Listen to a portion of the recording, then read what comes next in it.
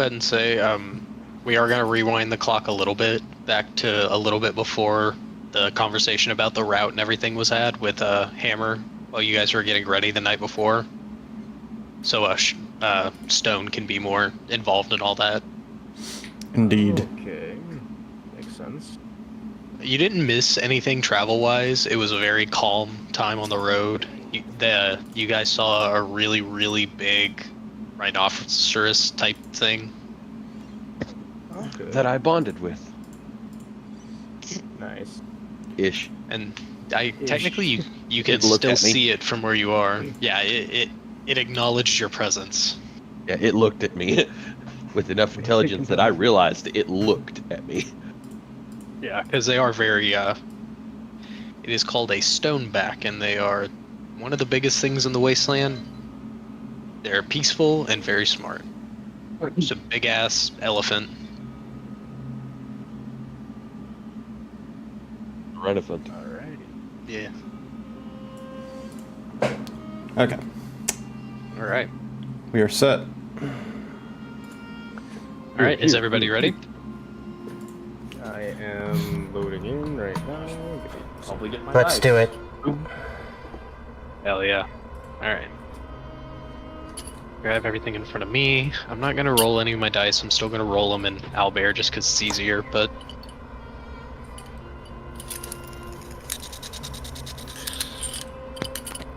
Alright, Okay. put down my dice board. Here we go. Alright, well... I'll go ahead and jump in. Alright, Colton. I hear him. Recap. Hang on, let me really get a spin on that son of a bitch.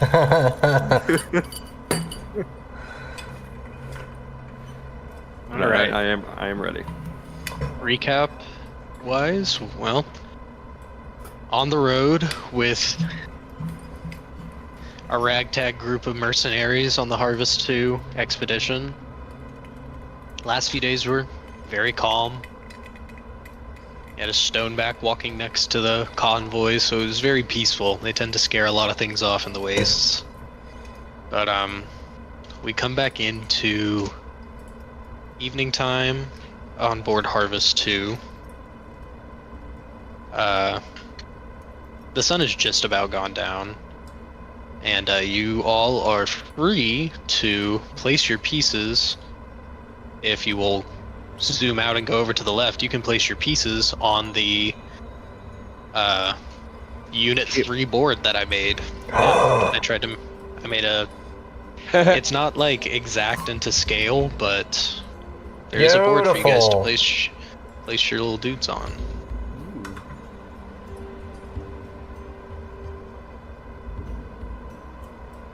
Like, I can all just see that we have to like grab him and then move the screen and then grab him. Yeah. See, I was two fingering it. Unlockable scroll wheel, baby. What floor are we all on? You can place them wherever. We're gonna have a little bit of time before the meeting's called to like gather supplies and stuff down below. We're rewinding the clock a little bit on that last day we left off on. So you can place them wherever you want. Nice. I can't tell where the cockpit is off of my own head. The cockpit. Yes. It's where Raziel and Hammer are at the moment. It's on floor 2.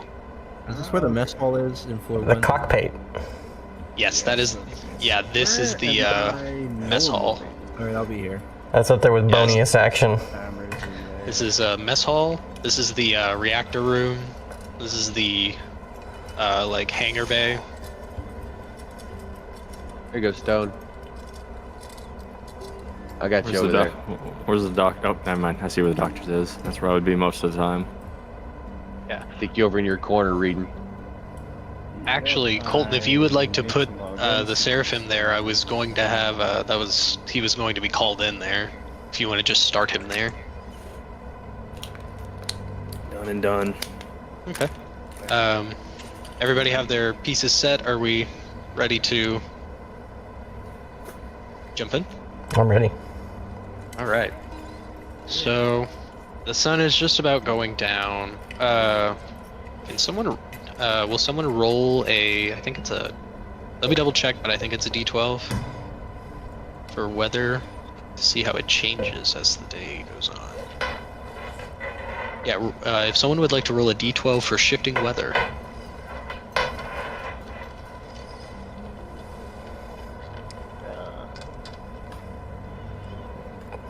Going once, going twice. I'll do it. I'm not. So I've do it only another run, time. I've only rolled the weather once out of every time, so Go for it, Robert. Yeah, just roll a Yeah, d12. I don't care. Go for it. 11. 11. Okay, it's cooled off now, but it's been raining and it was very humid throughout the day, but now that the sun's going down, it's cooled off, but it's still very humid and you can see big rain clouds forming over the jungle. And very far off in the distance, you can see that stoneback that visited the convoy eating off of this gigantic tree, eating probably the biggest fruits you've ever seen. But yeah, who would like to bring us in as we So this come would into be. Harvest 3? So this was night after, right? So Mm-hmm. I'm trying to remember what I was doing. Because I think we just kind of skipped through this day. Most Yeah, of us there were wasn't a lot prepping going for on, the so travel yeah. for the next day. So I have some, which- The some next stuff. day, but- next morning, we're separated from the convoy. Yeah, you'll This have is some the night time in the before. morning. It won't be like in the morning you guys have to shove off, but yeah, if there's anything you guys want to take care of before you will have to start getting things together for traveling on your own, this is when you would be doing it. Can I go down to the armory?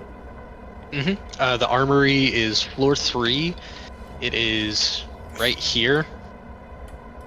I don't have anything in here yet because I kind of threw Is this this- together quickly. This is the fabric. Yeah, this is the Okay. fabrication. That's where I would have been at, probably actually doing my fixing. Is the fabrication? The armory's down here. Yeah, this is where all the weapons and armor are kept. This is Oh, where you yeah. would go if you need something built. This is the I had fabricator. been doing heat testing on the adamantine, and then I think after that I went and oh, worked yeah. on his ship to get it to where it's at least as useful as a hover bike. That's- Hover bike. that's- Okay. Cool. So we have some people in the armory. I'll go ahead and move Hammer over to the armory as well, since I figured he would be there assisting. Oh, where did he go? Right here. I moved him. Oh, okay, good. Probably would have been doing maintenance on some of my stuff in the fabricator room and armory and stuff. Okay. Making sure everything So was he's in there. order. There goes Okay. Gandalf. Yep. All right. He's been quiet all day too. You know what? Let's open on Seraphim. Oh boy. All right, let's do it. Boy. Oh boy. We come into you had the normal personality, right? Yep. Oh, that's what I'm normal right now, for the time Okay, being. cool. So you are called into Doc Green's office, and as you enter, she just says, "Please sit down." Yeah, sure. Yes. Yes, I'll sit down. Seraphim as you takes his seat. As you sit down, she's just filling out something on her data pad. She's not looking like up at you, and she just says, "Do you know how many doses of your medication you have left?" He pulls out the bottle and looks at it because he's not sure. Yeah, You I have no idea how many this is. we'll say, He's only used it like 3 times, I think, so far. yeah, he's taken I've- 3. Maybe 4. I feel like I've used it quite a bit. I think this is day 4. Yeah, Day I'll say 4? 4. We'll say 4. Yeah, but it's only We'll one a s- day, though, Colton. Right. Yeah, so no, yeah, 3. Yeah, he's done 3 or 4 so far at the most. So we'll say that you have, The other roll was the alcohol. we'll say you have 8 left. write that down. Yeah, 8 individual capsules, 3 pills, doses, if you will, whatever you want to call them.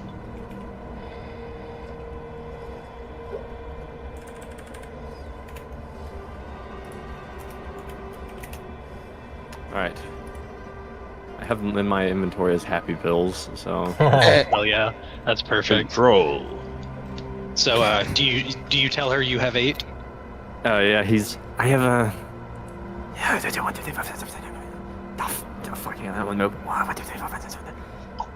8.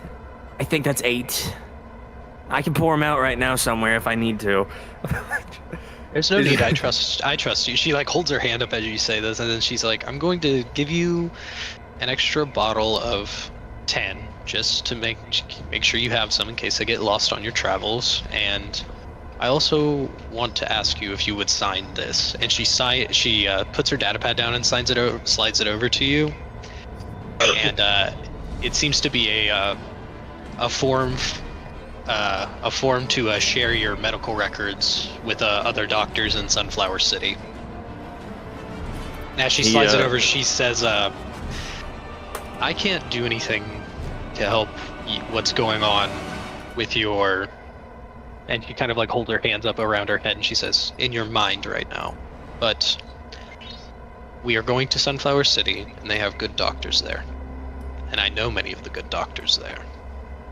And if I send some of your tests, your scans, things like that, to them on our way, I think we may be able to do something and help you by the time we arrive." Please, if you, yeah, sure, yes, yeah, do that. You have my, what do I, am I signing something? I'm not very good at writing. Let me write, S. She just points. Yeah, she points to the bottom part where it just has like a signature line, and then she says, as you do you sign it? Yeah, he's just puts an S. That's as good as it's gonna get. She picks it back up and she just kind of gives you a. Well, I say she gives you a slight smile, but she's wearing a gas mask, so you can't really see her face. I have a high perception. The corner of her eyes, I can tell, is an indicate a smile. Is there anything else you need from me before you begin to make preparations? No, I don't think so. Not from you, anyways. I think I've just called here, so I've done everything I need to. I believe. I think. Right. Well, thank you for stopping by, and I hope you all have a safe trip. And she just kind of the door opens. She hits a button on her desk, and the door behind you opens, and she just kind of goes back to her data pad. All right, so everyone will shuffle on out and head towards fabrication. Okay. All right. Is there anything you would like to do, Stone, since you're over in the command room? Is there anything in particular? Honestly, I'm probably just gonna chill and, actually.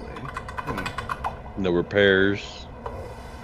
Let's say no repairs. You don't wanna talk to anybody before you leave the unit. I might ask somebody for a book. See if anyone has new books I can potentially borrow. Okay. Particularly towards my own race, just to see if there's anything interesting I can learn about myself that I may not already know. You would probably want to go talk to Doc Green, because the closest books about like people with your species, and things like that, would probably be like a biological like study or like a species index, or even like a wasteland survival guide talking about. Imagine it's a wasteland survival guide and just talks about maybe like I'm like some other complete another monster or something. I'm just reading it like, oh, that's accurate. Documentary by Morgan Freeman. Oh god. Audiobook. This man will die. Yeah, if you want to go talk to Doc Green, she could probably point you in the right direction for scientific books like that. Might have swung through that. Okay. You pass Seraphim in the hallway as you make your way into the door. As he walks out, you kind of slide by him. Stone? He sort of just nods at you and like awkwardly shuffles away. I'd nod back and just like ignore him, used to him being weird already by this point. As you enter, she looks up at you and she says, "Ah, how are you? Stone, I believe? How can I help you today?" Well, I was wondering if you had any interesting books on biology of creatures of this land. I'm more or less interested to learn about myself, really. Give me a moment. She says as she looks down at her data pad and kind of flicks around, presses a few things. I didn't put enough rasp into that voice. There we go. Do you only read physical books, or do you have a way to read things digitally, like a data pad or something like that? I have no such a way to read them digitally. Hold on one I moment. tend to read physical books, though. She slides open a desk and she pulls out this it looks like her data pad, but it has like a very obvious like kind of chip at the top, and there's a few like scratches on it, and she says, "Here, let me load a few books into this," and she presses it into a little slot on her desk, and kind of begins to just like glow, and then it eventually just kind of like starts to beep. She pulls it off and hands it to you, and she's like, "I loaded a few books with things that might help you on your quest for knowledge, as well as just a few fun things that were in the database. If you need help, and if you need help in its operation, I or Sergeant Hammer or someone else on board can help you." Thank you very much, but I think I can figure it out. All right. Well, if you need any medical treatment or anything else before I assume you're going with the rest of the group to Green Cove, right? Oh, indeed. I have a feeling this is going to be an interesting predicament.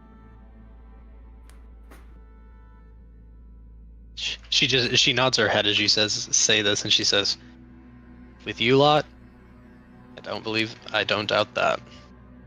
You have no idea. Well, if that is all you need, I'm going to get back to my documentation. And she just kind of, same as before, just kind of looks down and starts tapping away at her data pad. I nod and head out, pretty much. Okay. The door closes behind you, and then we will transition over. What is Serena doing again? Well, I have a pair of things. Gosh golly.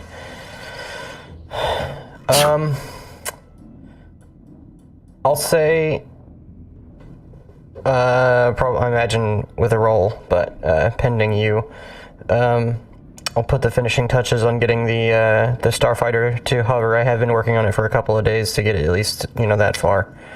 Start small, work your way up, but it's going to take a while to get me to do the rest of the way. Sped up by finding gold and silver, though, so that's a benefit. I just need a few other metals that can handle things. I was about to say, yeah, if you want to make a roll for that.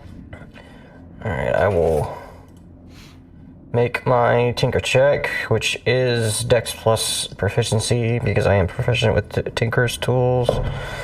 So, ooh, very good. 18.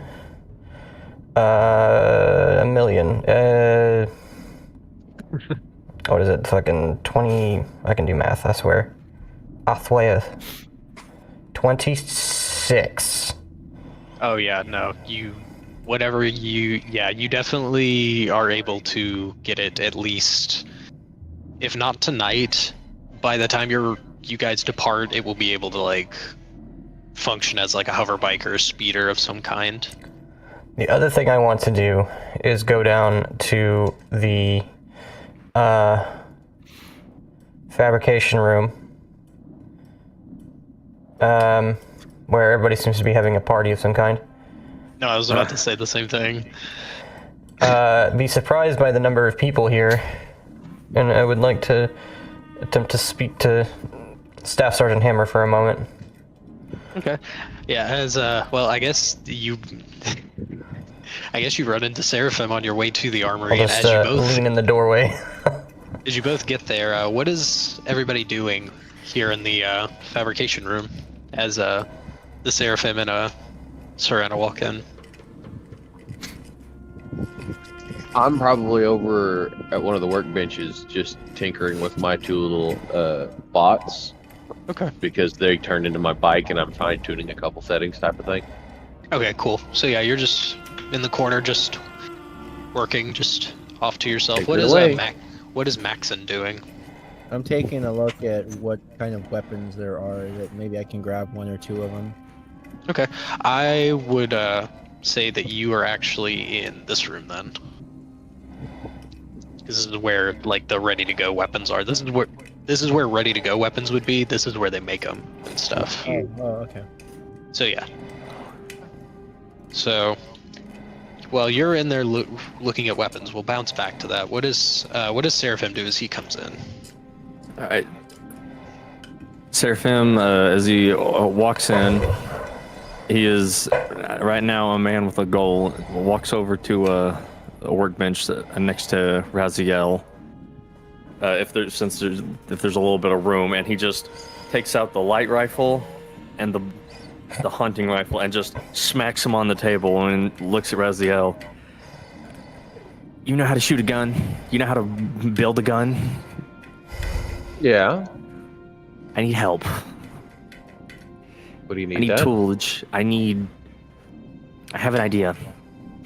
I'm not sure if it's gonna work, but I have to try because my head is starting to hurt a lot. And I'm going to combine these two guns. So we've And got I'm an going to assault try to get- rifle and a long-range single-shot rifle.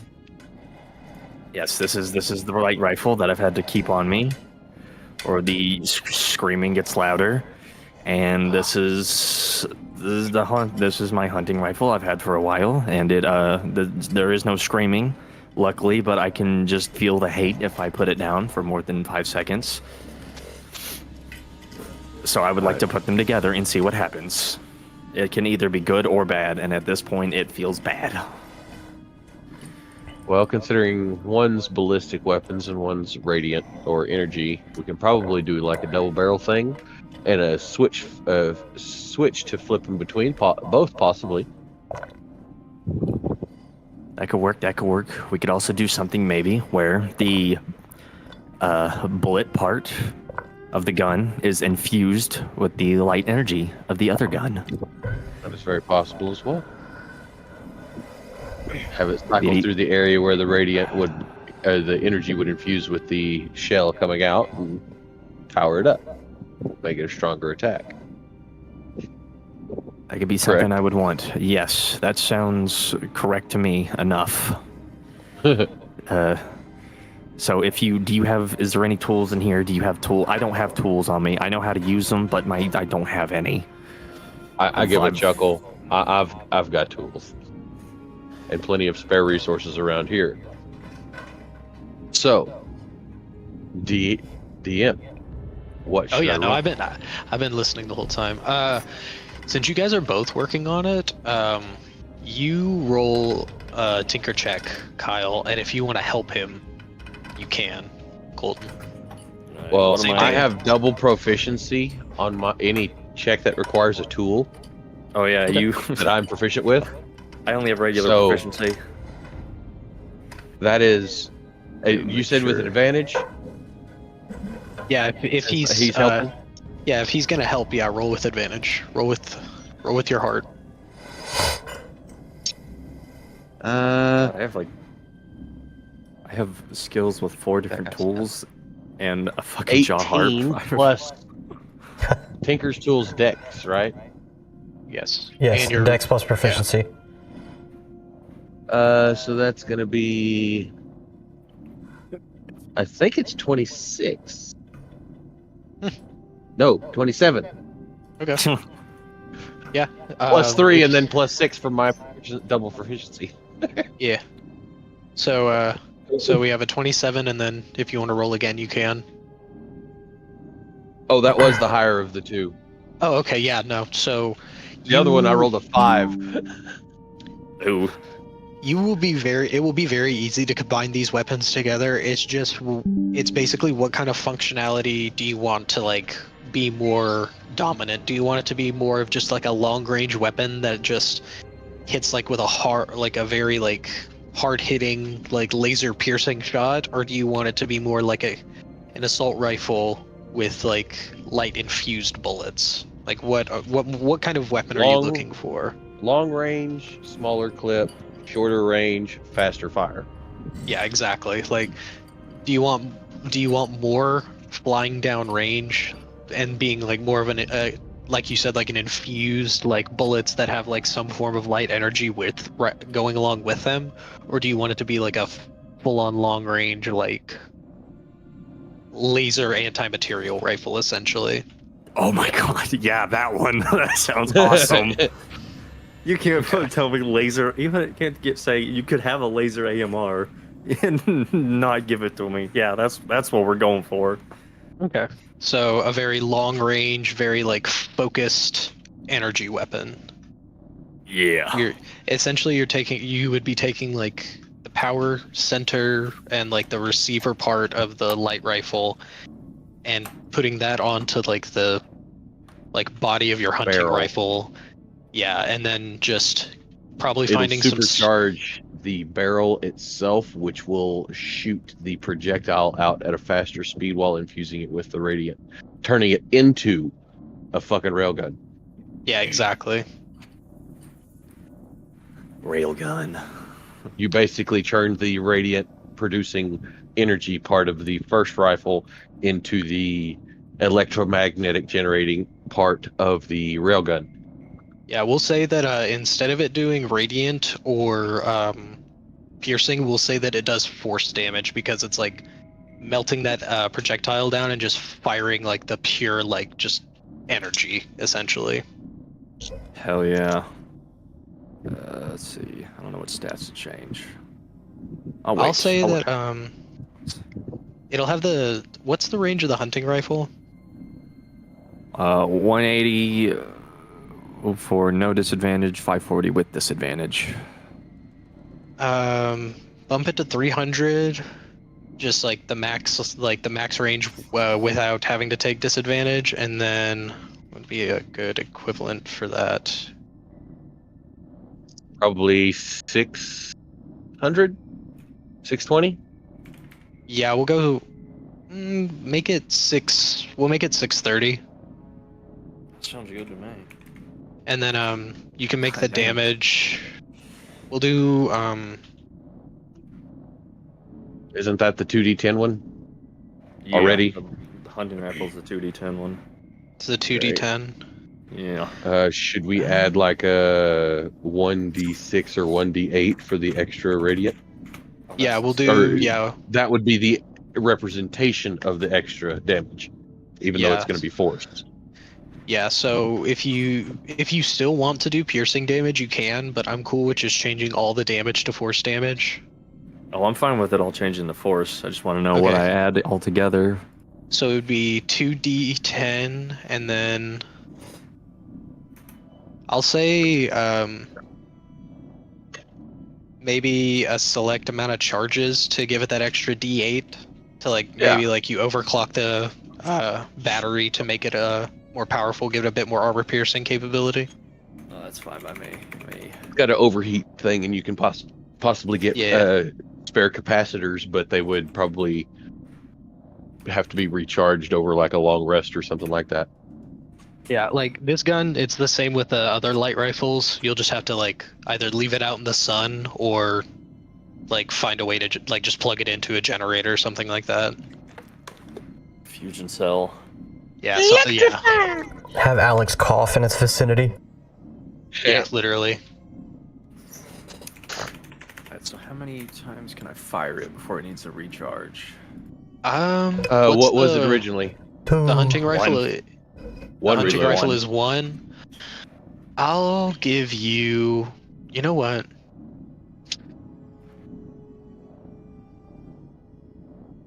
Possibly a Since we're- 2, Yeah, Double I'll say barrel? 2. I double somehow reload type thing. I shaved it down enough where it didn't. I can somehow squish 2 more bullets in there, or 1 more bullet in there. I'll say since it's now like an energy-based weapon in The lieu of round takes ammo. less room.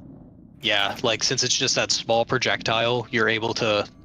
The weapon just cycles faster. You're able to fire it more quickly, I guess. You're chunking a lead slug, turning it into liquid to hit something. So Man, it doesn't that's really awesome. matter how big it is anymore, Exactly. as You much just need, as yeah.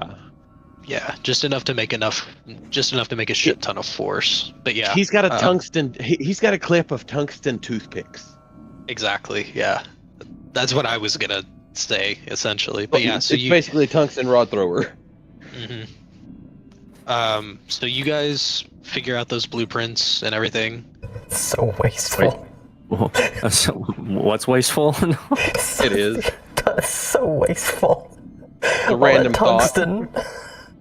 Can you imagine? It was a random thought. That'd be It's so the expensive. example, though. I would. That's crazy. Of course, would not that's be what assuming we that this used. planet is low on tungsten, which that's assuming. So, I was about to say, on Earth, that's so wasteful. That'd be It is. so Almost fucking done. wasteful. The problem is Hermos it's does so have a lot of heavy. metal. Yeah, for a needle, the problem is that it's so heavy that if you drop that, there's no way that's not going straight through somebody or something. Yes.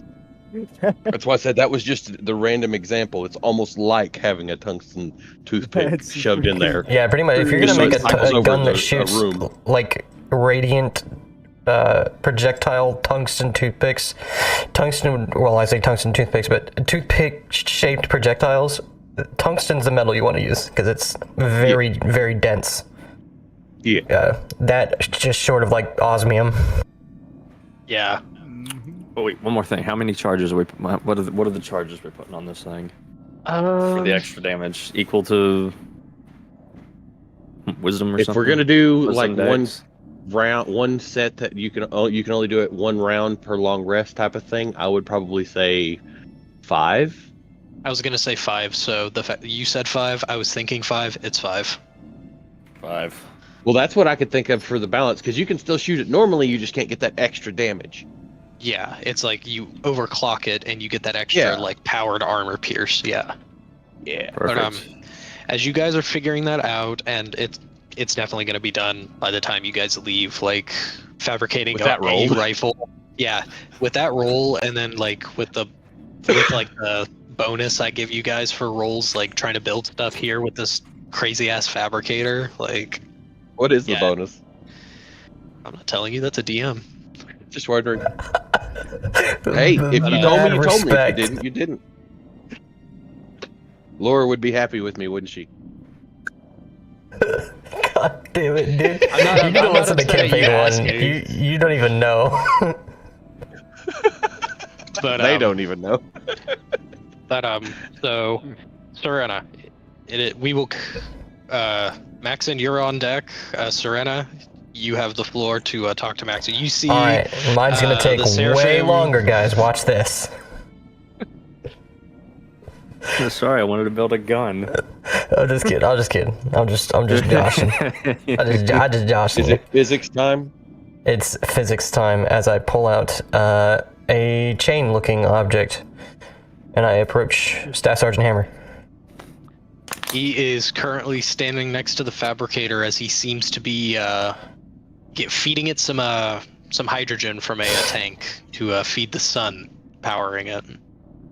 Oh, interesting. Well, I approach, watching him do fusion, or in this case, fission, I guess.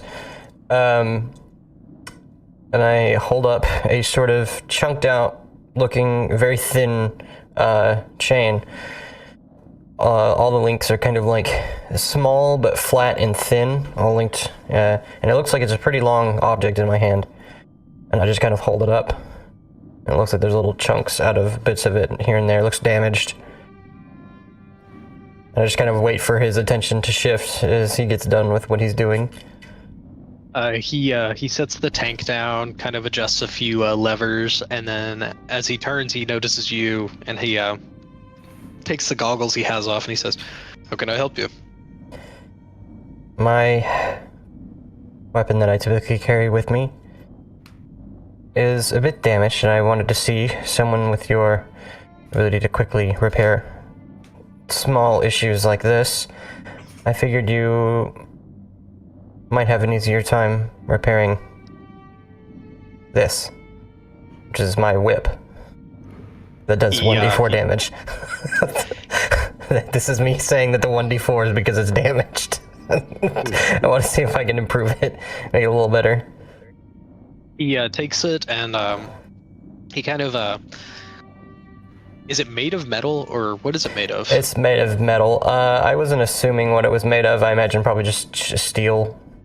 Something hard enough to handle it. As he runs his fingers along it, you hear like the metallic of his smooth metallic hands kind of like scraping against it as he like inspects it. And then he looks back up at you and he says, "You looking to make it do more?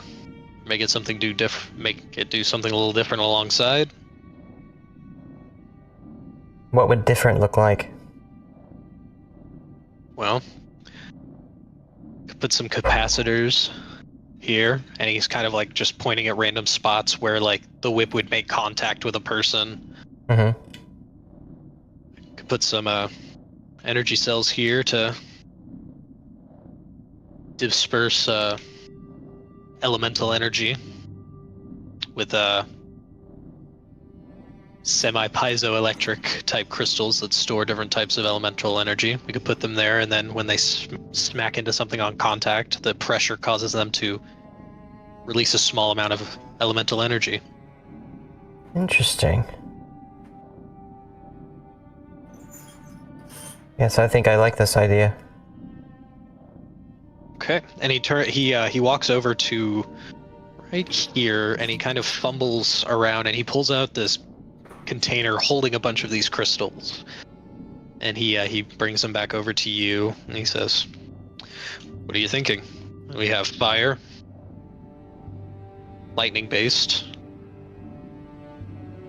sub-zero crystals, normal radiant gems,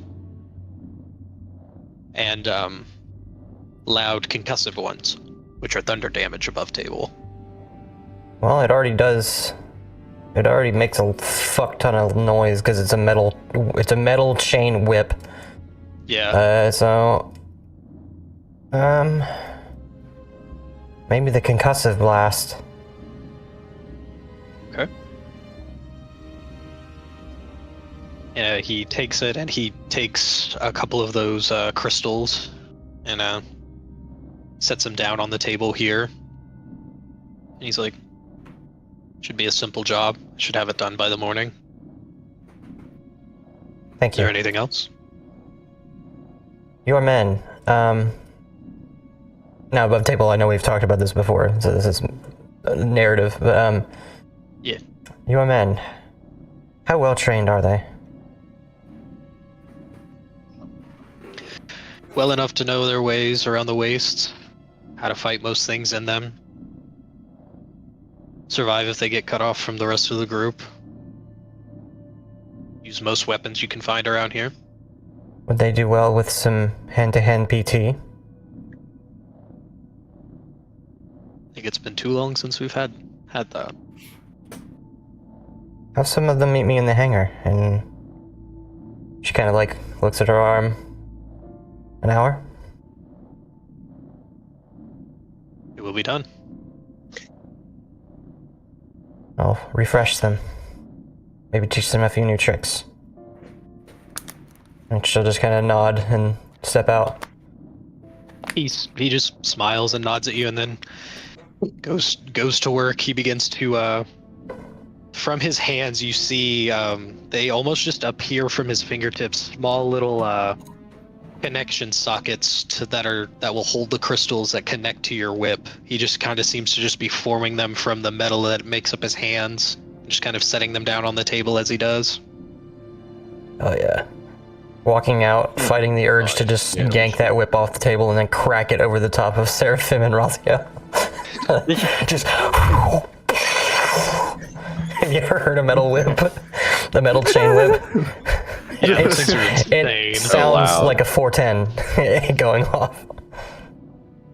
And Funnily we enough, will- I probably wouldn't have even reacted. Being out in the wilderness, all kinds of noises, I probably wouldn't have reacted at all. I would have slowly turned around to see what happened, knowing sudden movements are bad. I would have conditioned myself. That's a hand on holster type of moment. Just All right, we will cut to Maxon now, who is in the armory. What is Maxon up to? I'm just looking around, seeing what I can find. Okay. There's a majority like rifles of varying like ranges, sizes, mainly assault rifles, a few like marksman sniper rifles. There's a shotgun or two. Some more like big, heavier weapons like single-use missile launchers, like large anti-tank laser cannons. Some melee weapons here. There, mainly knives, a few like short swords, a few like utility hatchets, some stray armor here and there, and a lot of ammo.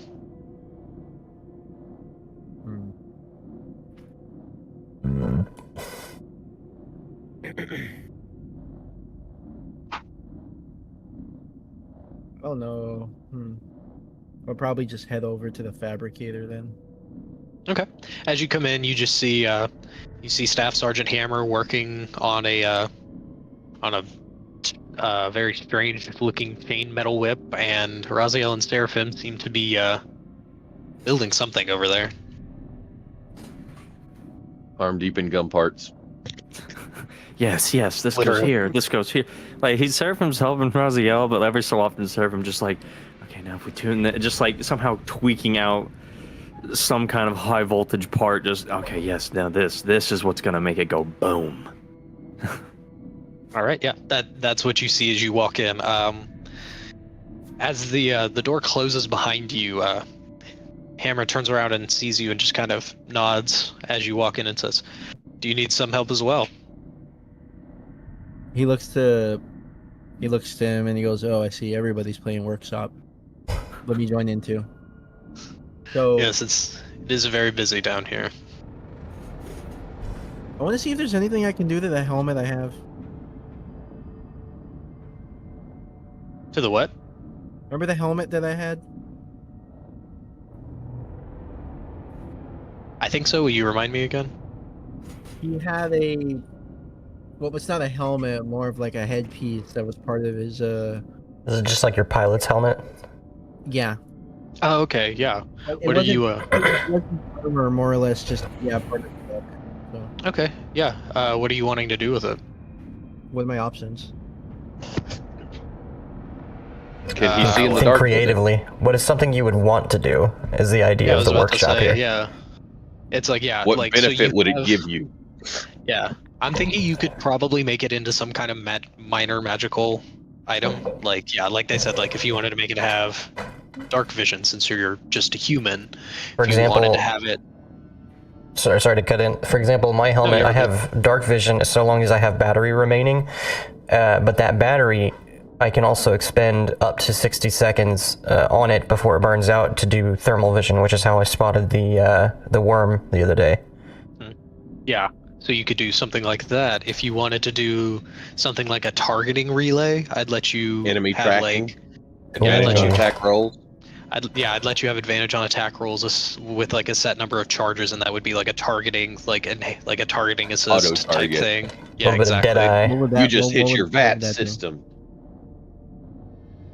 What was that, Robert? Nice. What would that do? Yeah, it would just be like when you would roll to attack, if you wanted to spend a charge from your helmet, you could spend a charge and then roll at advantage. Okay. Like probably about like set number of charges, probably 5. I like 5 charges. That's a nice amount of charges for something that's like not like that. a crazy. So you want like a targeting system? Yep. Okay, then I would just like yeah, just let Hammer know what you're thinking then. He wants a VAT system. So you just hand him the helmet and he's kind of looking it over. I want to see if I can make a roll to see if I can figure out more or less how to do it myself. But could I do that, or Do you have expertise with like tinker tools and things like that? oh, I don't. No, then Then yeah, you would make like a flat roll, but so You can still try, but you Yeah, just so would you have to can- add your proficiency a modifier to it. See, I was gonna say it's Yeah. never too late to learn, though. okay. Do what? Watch over the shoulder of I was Well, about to say, staff yeah, if you sergeant. want, like, you can watch him and like he can like walk you through it, like like how to maintain it and stuff, and like work on it.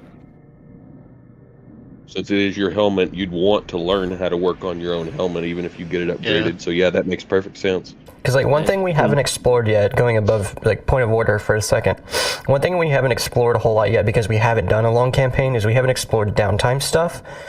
And Just this- learning skills and shit. Right, learning skills and shit. Yeah. So, theoretically, or I shouldn't say that, hypothetically, you could eventually work your way up to Tinker's Tools proficiency, just not by not by a feature or some feat that you take at ASI instead of an ASI. It's just simply something you earn through like spending time on it in downtime, essentially. Yeah, exactly. This You is worded it longest- so perfectly. This is the longest I've been holding the roll button.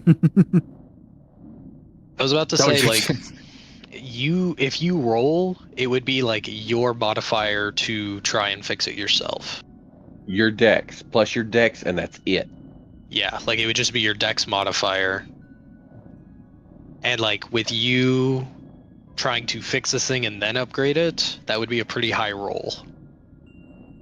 It's gonna raise the DC that you have to beat, essentially. Yeah, Okay, well then never mind. yeah. But Which is what I was so do saying- you want to just Sorry, go ahead. do you want to like talk with him about it and like have him like run you through like upgrading it and like just kind of the basics of how he upgrades things on the ship? Yeah. Okay. So what were you gonna say, Jackson? Pretty much that. I was like, it wouldn't hurt to just kind of you have know him what? do it and watch, or let him guide Better you and yet. you be his hands, or however, whatever works. Instead of the helmet, my gloves. Okay, so you don't want to work on the helmet. You want What do you want done with the gloves? Or yeah. better yet, see, my boots definitely. Can we make them? Jump boots? Yeah, we can do jump boots. Like Okay, yeah, there's definitely.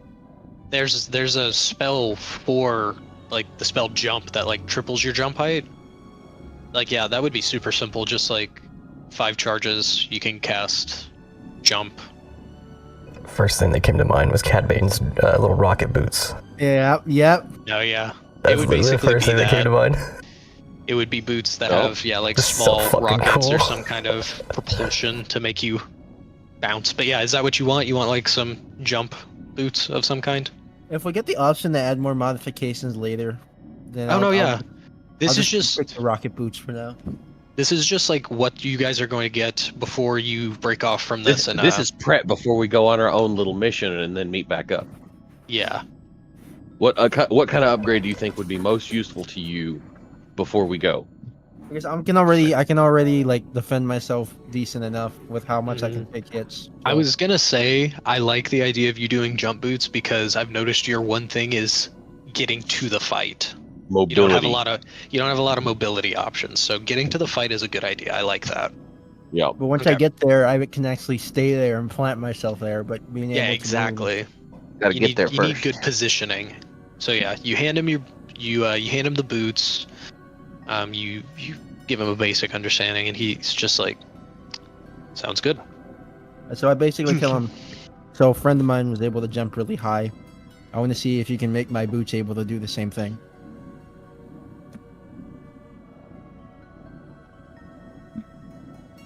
Could you say that one more time? Sorry.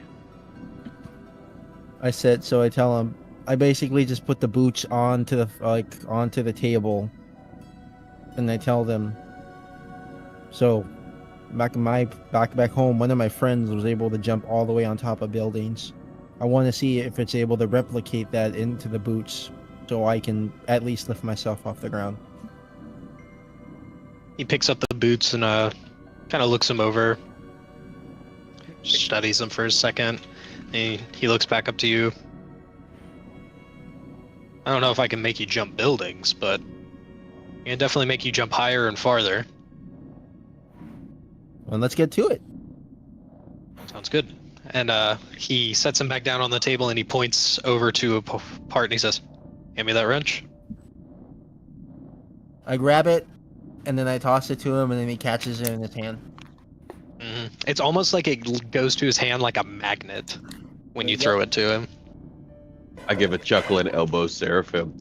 Looks like you're not the only one getting some help with some stuff tonight. Learn something new. Yeah, I mean, I don't know. I guess four's a party. Okay. So All we're I can gonna think about cut is away. the rocket I'm a boots. walking fucking banquet. And just sometime in the future, Maxon's face, but he's looking at the camera and he says, "I'm Johnny Knoxville and welcome to Jackass." Wearing the rocket boots. Anyways, I was gonna explode if I didn't say that. I'm Maxton, and welcome back to Mythbusters. Today we're going to be discussing if magnesium-based propulsion is real. Oh my god. Anyways, You guys know what that is, right? Like the theory that whenever you fire something in midair, it makes you go higher. oh my god. Yeah, Anyway, All right. that's freaking amazing. back on So track. as we move away from the party going on in the fabrication unit, we will. What is Stone doing as we're doing our little scan over the ship before we go to Serena and combat practice? Who around here would know smithing better? Or metalwork? I was about to say that would be in the armory. That'd be Hammer! a whole loop in I was armory. about to say Staff Sergeant Hammer. Not me, I don't know dick about fucking smashing metal with hammers. Off to the armory. So yeah, You here make over the here. metal real hot, and then you hit it with the real cold metal that is known as the hammer. Oh my god. And what are you doing in the armory as you? I'm going come in to ask help to place. see if anyone has I'll be anything back that in a could minute, guys. possibly cause my fists or claws to hit harder. Basically anything to buff my unarmed attacks. As you walk in, you see everybody's hard at work, buzzing of machines, cutting of metal.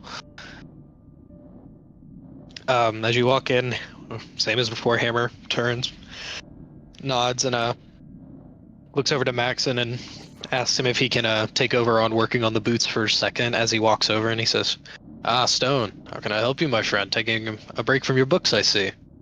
As he wipes off some stray debris and oil from his metallic hands with a cloth from his belt. Yes, well, I was reading through a compendium of the creatures of this lab, and it appears some of them have rather strong hide that I don't believe my claws can pierce. So are you looking for something to make your claws sharper and more penetrating, or something to make your strikes stronger? Claws would be nice, but strikes are nice as well. Whichever is Yeah. easier to do, I would suggest. He takes a data pad off of the fabrication table and begins to kind of do some quick little sketches. And he holds them out to you and he says, "Could either build you some adamantine tipped battle claws, which above the table would make your unarmed strikes magic. Ooh. Not full I've- adamantine, but at least like lined enough to cut through magical defenses." I do believe that. My Oh, do they already go might through? Already go through magical. Okay, then we'll say that they it would buff the damage. Well then, yeah. If your attack's already magical, we'll just say that he shows you some Do like designs a +1 for magical weapon type shit. Just an idea. Yeah. Tossing it up. Yeah. So yes, it says it right here at 6th level that it would Cool. be high, would be magical. Yeah. So he shows you these designs for what essentially looks like a small powered exoskeleton that would just kind of attach to you and give you more like power behind your strike. Ooh. Not enough to like you might like, yeah, it's just like a very basic exoskeleton to kind of like boost your strength and things like that. Okay. That's Not enough to count as armor, but enough to provide you like physical benefits. If there was a way to melt down some form of non-toxic metal to the blood, I could potentially coat my own claws in said metal. Pain would not be an issue for me. I don't think we have the technology for binding things to blood here, but I could definitely build you some form of exoskeleton, some kind of arm brace to boost your strength. You could also possibly make it a poisoned attack of some sort. Yeah. I was about to say, yeah, if you just want to add some poison to your attacks, I'd go talk to the doctor. Ooh, that's neat. But what I was going to say above table-wise was basically the idea that he was suggesting was possibly just coating his claws in metal that he was hoping would be a non-toxic metal so it doesn't make him sick. See, yeah, that would be the thing. He can swap out whatever he's injecting between metals and healing or sleep stuff. Different possibilities. Random thought. Yeah. It would be, we would have to fabricate the device to inject the metal onto your claws, and we would have to do the procedure. We would have to find a good metal. So we could do that, but that's probably more of a, you'd have to talk to the doctor and stuff like that. Ooh. Yeah, we are talking putting metal at some point molten onto your claws in order to shape it correctly. There is a thought to be had there. Because on top of that, these things retract, so that would also be going in my body. Because claws, believe it or not, they do burn. Yes. This stuff, which is also the same as your nails, it do burn quite easily. So yeah, it is a thought, but it would be more time than you have right now currently. Yeah. So right It's a now more, an like, lengthy exoskeleton process. would be perfect for that general idea I was going for. As he's writing on his data pad and he shows you the design, he begins to take some measurements of you, and he's like, "Could you hold your arms out for me?" He raises an eyebrow, more or less, a little confused by the procedure, but does it anyway. He just kind of like scans you with the data pad essentially, and then walks over to the machine and plugs it into the workbench. And he turns back. Should have this done before you all set off. Is there anything else you need, my friend? Actually, no. Thank you for your time. No problem. And he just turns back and begins to help Maxon with the boots again. As we cut back over to the hangar, where Serena is standing, and there was an announcement over the intercom, I will say, for anybody who, like, it announced to anybody that was on board Unit 3 that you were giving a, hand-to-hand PT? Yeah. And, you see about 4 or 5 of the soldiers on board kind of shuffle in. They're all kind of just lined up over, just kind of in a general group here.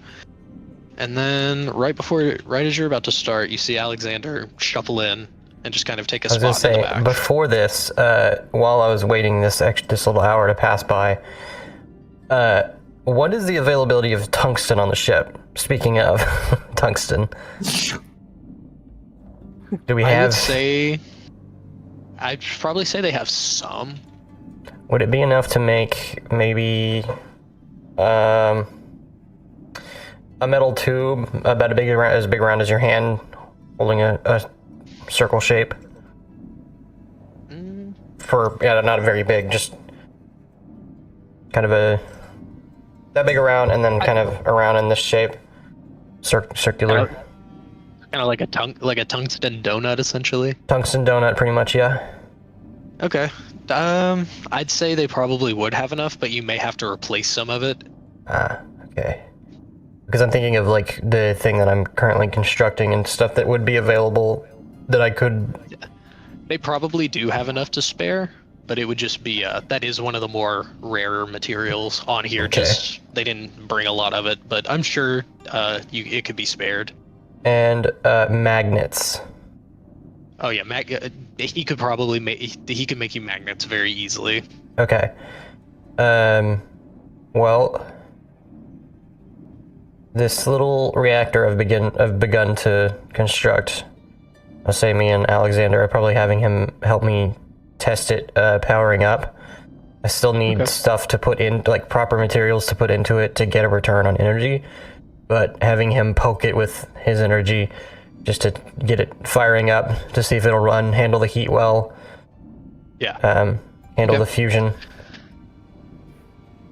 Cool. No, yeah. So yeah, you could definitely get some tungsten. Okay. So it's not like fully constructed, but doing like dummy tests on the like construction of like the donut part, since that seems to be the easiest way to identify it, with like the tungsten tube and then like the magnets around it constructed together to hold the plasma up. Just testing it out as all of the soldiers enter. Okay, And cool. So yeah. Yeah, that's about it until they all enter. That's what I would be doing. Okay, so instead of Alexander shuffling in, he is there, just kind of helping you with what he can. As they all enter, as they all walk in, and it seems like it's the last few to walk in, he looks over to you and he says, "You're up." And he just kind of, he walks over and, we'll say he sits on the car right here, as they're all like kind of lined up here near the entrance. I'll stand up, and I guess I should ask, sorry, before we get started, did any of you come to the hangar for the PT, hand PT? I feel like What? I feel like Seraphim might, because there's the itch in the soldier itch in his brain that is just go learn. Yeah, I was about to say anybody that Just wants for a to little bit of a break. We gotta take a break. place- Just a small break. Just a small break. Just a little treat of a break. Let's go. He just puts it on the board carefully, then spins around as quick as he can and starts walking. So yeah, anybody that is gonna come for the hand-to-hand PT, just line up Interesting. here. Okay. So yeah, you see everybody before you, Serena, and they're all just kind of standing, watching, and waiting. I'll step over to where my hover bike would be. Fucking Tron. My hover bike, and I'll remove the gun belt and set it down. Take Widow's Whisper off my back and set it down as well. Probably take off the pauldrons, not the rest. So set them with the rest of my stuff. Kind of stretch my right arm a bit, and wander over. Just kind of look over everyone. I would like to screen and test everyone's level of ability in hand-to-hand. As it is, this planet is covered with large creatures that want to eat you, but it is also covered in people your size who want to eat you, and it's good to know how to fend those people off. And I'll just kind of invite one by one each person to come forward and like test their skills, see where they're at, Okay. what I can help them with. The first person to step up, does any of the players here step up first at this offer? Not yet. Sorry, I missed the offer. What was it? It's just who wants to Just step up. And I screening guess your baseline. like kind of just a dummy spar with Serena to test abilities. Sure. I'll do it. Oh, Oh, You Maxon, can go. are you I don't here? care. I'll wait. yeah. Say it's open Okay. invitation. Whoever's here is here. Let's Okay, go. then we will- PvP. Oh, I didn't mean to move him that far. All right, so let me move him Yeah. over. My Discord's We'll put- messing up. No, you're all good. I was just moving your character. I shrunk mine down a little bit to fit into the Oh, yeah. block a little bit. I'm down at 3 foot. 3 foot. Yeah, that's a good size. I just letting y'all know because I'm a little bit smaller than y'all at the moment. Okay. So whenever everyone is ready, let me know, and we will. Yeah, I'll step up. I'll let the DM decide how you kind of want to do the screening, but Hello. Oh, I'm 4 foot. Well, I was just gonna ask, like, are you just gonna do like a dummy spar, or are you just asking them like, just show me like your It's- form? typical like movie starting out martial arts character that doesn't know anything yet. Strike Okay. me, that kind of thing. See if you Okay. can hit me. Swing. See if I can dodge. Okay, yeah. I I'll don't just think. essentially be prepping the dodge action each time and then trying to react. Yeah. I'll say yeah. It's just one attack. Like you just like roll 1d20 with your attack modifiers, and then yeah, like you said, like you'll have the dodge action ready. So So Maxon or me first. I think Maxon's going first. Okay, should I keep the roll I did roll for my turn or wait? Just wait. Damn it. We'll That would have been funny. So yeah. Rolling that 20 or something. I fucking did. That's unlucky. Uh-huh. Are you back, Robert? Yeah. Okay. So, if you will roll a d20 and add your attack modifier, and then I can't remember the dodge action. Disadvantage on the strike. Make the disadvantage. Hmm. So roll a second and see if it's worse than the 7. Yeah. No. 17. Oh. That Okay. is unfortunate. Plus Uh-huh. strength modifier. Yeah. So it would be a 7 One. plus your strength modifier is +1. No, it's +4, so it's a 21. Oh, +4. Well, it would be Oh, the no, lower it was a of the two. disadvantage. Disadvantage, would've been so you an add the 11. lower roll. Would have been 11 to hit. Okay. And does that beat your AC? It does not. And as Okay, it does then not, What happens? as he does this, I will riposte as well, and I will tell you what that does. When a creature misses you with a melee attack, you can use your reaction and expend 1 superiority die. You make a melee attack against the creature. If you hit, you add the superiority die to the attack's damage roll. Which I'm not trying to hurt him, but narratively I'm riposting. So Yeah, I'm you're going just to counter-attacking. Yeah, I gotcha. Reaching forward and flicking him on the nose. I was about to curious. say. What's up? Can I use my reaction? Um, see if you have like an ability or a spell that's a reaction. I do have. Okay, what are you hitting me with exactly again? My fist. And that counts as a Nature's melee weapon, weapons. right? He's just counterattacking, basically. And that counts as a melee weapon, right? Yes, it Okay, would. well, I Count can as a spend- weapon I can attack. spend one. if you swing it at someone, even if it's attached to your body, it's a melee weapon attack. Okay, when a creature within 5 feet makes a melee weapon attack against you, you can spend 1 rhythm point as a reaction to make a dexterity saving throw against the result of the attack. On a success, you manage to avoid the attack, causing the attack to miss. Alright, well, 18 to beat. Okay. That is what I rolled.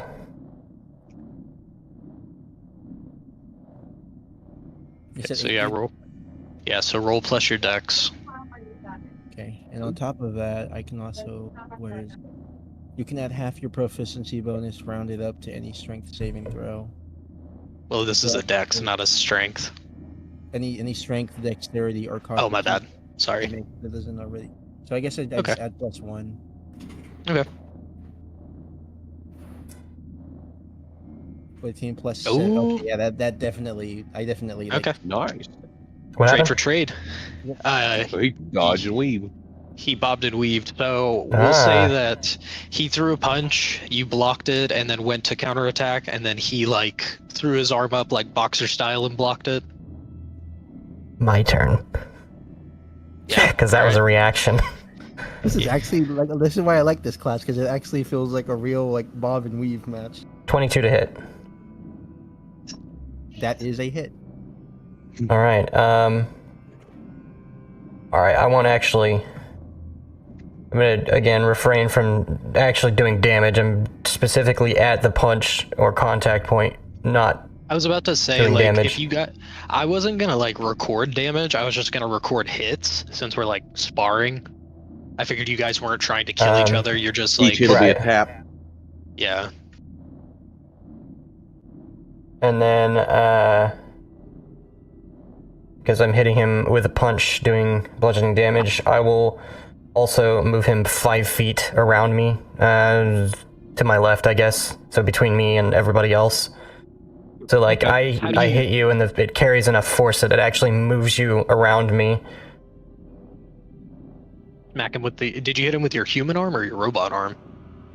My right arm, Nice. my skin and Yes. bone. I thought Skin so. bone. All right. This is a part of the character I haven't showed off yet. I've been using So- guns. It's right oh, there. Oh, jeez, guys, give me like 1 minute. My aunt needs my help really quick. It's all right. Okay. That's where I would have stepped back and said, "All right, another." I wave somebody else up. All right. Yeah, we'll set Maxon to the side. Who's next? Is someone else gonna go, or does a human? Do you want one of just the soldiers to go? I'll give it Oh. a shot. All right. I don't care. Okay. Then Fists up. Take a shot. yeah. Roll plus your strength modifier. At disadvantage, right? Because of dodge. Dodge action. Yep. So that's Specifically trying to see how you 9 plus- approach attacking somebody who's ready for you to attack.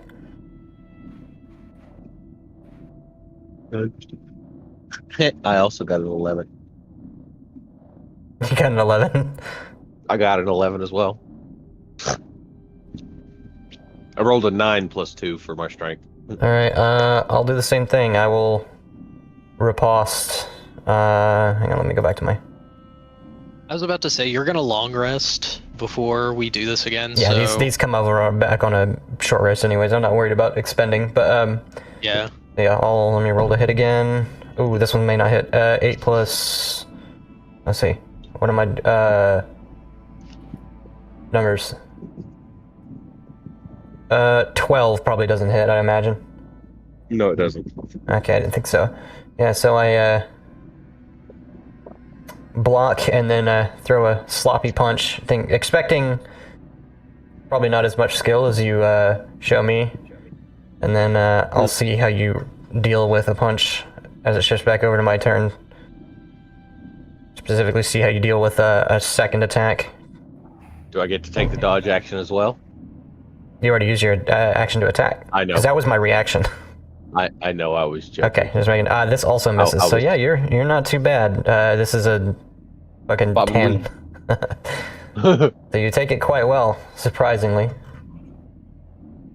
We'll say. My We'll ears out of the waist say. helped. That's what I was gonna say. Like you've spent so long in the waste, like dodging like stray bullets that you've heard coming from like a mile away from someone trying to shoot you, like downrange and shit. Like Random you're very good creatures at popping out of the bushes. exactly. Like you're very good at just like you have a pretty good handle on like your overall surroundings. I give But him throwing a a nod. punch I give her a back? nod and I move back. Yeah, that's about all I got. Well, I was Who's gonna say, next? narratively, I'll nod at you and I'll say again, and then we'll do a few more rounds, Well, yeah. and I'll speed I up can this go. time and not actually pull my punches. Okay. Test you, see what you got. Who But, is next. Shit. I was about to say we can. Servant's like if looking, you just don't- like, "Oh, fuck, fist to fist. I'm not good at fist to fist. What if he's gonna run into the Oh my god. he's gonna grab a wooden spoon. He just comes back with a wooden spoon, but like spoon side down. So he's just holding the handle with the kind of like holding a backwards grip on a knife, where the knife would be down. Oh yeah, like ice pick style. Yeah. I'm not Alright. good. I'm not good at fist to fist, but I'm fast. I'm real fast. If this is fine, is this fine, Whisper? Shoot your May shot. I use the spoon? Okay. Here and then he just does a sweep and goes low for like a leg. Willful attack. And then Spoon dexterity. That's an 18 plus the. That's the first one. 18 plus 8. So that'd be 26 if it's like a one-handed weapon. And then that's a 16 plus 8. 16 misses. Plus 8. Oh, 16 plus 8? Plus 8. That's with the proficiency bonus. If it's just dex, because I'm using a spoon, it'd be plus 5. That'd still be 21. I was about to say, are you proficient with improvised weapons? No. Then yeah, no proficiency bonus. You're using it like a dagger, but It's not a It's- dagger. yeah, it's not. It's like catching the wind weird. It's a very like it's not weighted correctly. The balance is off. Yeah. As long as I'm not trying to use strength and I'm trying to be quick and just do some little like. Respect. Much respect. That's where my dex is. So that would still be be 21. 21. Yeah, 21 hits. Yeah. From just like okay, here I come. He doesn't, and then he just like gets Arm flashes out. uncomfortably low and just like starts jabbing your leg with the spoon. and it's like quick. It's just. I like the idea of Serena like going to block high because everyone's like punched really high, Right. and then just like he just drops down and starts stabbing her in the knee. All right, I'm going to fucking Matthew And then bonus Murdoch action Daredevil disengage. like jump in the air, roll, flip, kick thing, and just like come down on him. just for fucking hitting me in the leg with a boot or in the boot with a fucking spoon. He's spooning Bonus my action boot. disengage. Nah. I'm backing up, Disengage. son. Yeah, bonus All right, action all right, disengage. all right. I'm a rogue. I ain't dealing with that. Spoon ready. He hit God. All right, I'm doing fainting attack. I get advantage, canceling out my disadvantage. Here it comes. Flat roll. 1, 2. Not good. Again, I rolled a 6, which comes up to. I can math. 14. That's to hit me. Yeah, 14 to hit. Thank God, I got an AC of 16.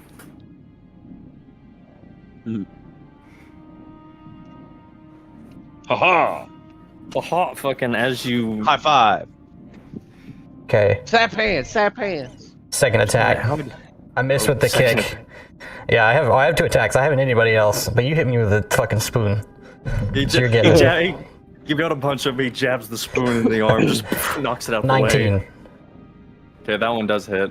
All right. Can I use my reaction while he's doing that to add my intelligence to his roll? To whose roll? Or, well, no, never mind. That was something else. That would be a saving throw. Never mind. No, I'm getting And then I punched. will, Yeah, he's I'm getting getting punched. hit. Never mind. just to make a point, action surge, and I'm gonna make a grapple Oh my check. God. Oh my God. So I like flip kick, miss, and it's like completely unnecessary, like rolling through the air, coming down 3-point, like I said, the Daredevil shit, and then I like knock his knee out from behind him, and then I go to grab him and put him in like a headlock with the left arm. Yeah. All right, do I gotta, is that both athletics? Yes. I think it's athletics to start, and then you can get out with acrobatics. If I remember yeah. correctly. So I better pass the athletics part then. Natural 20. Oh, Oh, I'm fucked. I bet you're. Which makes sense. yeah, he grabbed you with the robot arm. Yeah, no, I ain't getting out of that. I only have +4 to athletics. You'd have to roll a natural 20 yourself. Let's see if I roll a natural 20. Oh my god, it was on it for a second, and then it rolled to 16. So I only got a dirty 20. Dirty 20. Well, 28 So is the number. Fuck. I don't squeeze, but I do give you a little like I wrench it up a little bit, and then I let off, and I say, "Not bad," and then I let you go. Next. That might be the biggest compliment I think I've ever gotten. That might be You, the only compliment I've ever gotten. As Seraphim clears the way, a few of the humans step up, and first one is this kind of bigger, brawny. He looks like a human at first, but then he takes off his helmet, and you see he's a half-elf, and he cracks his knuckles, and then he runs at you and just goes to swing, and it's a natural 1. I'll Tripped on his own shoelaces. I'll save the about to riposte, say, but I will like catch the arm read and this. You read this guy like a fucking book. Just tell me what you do.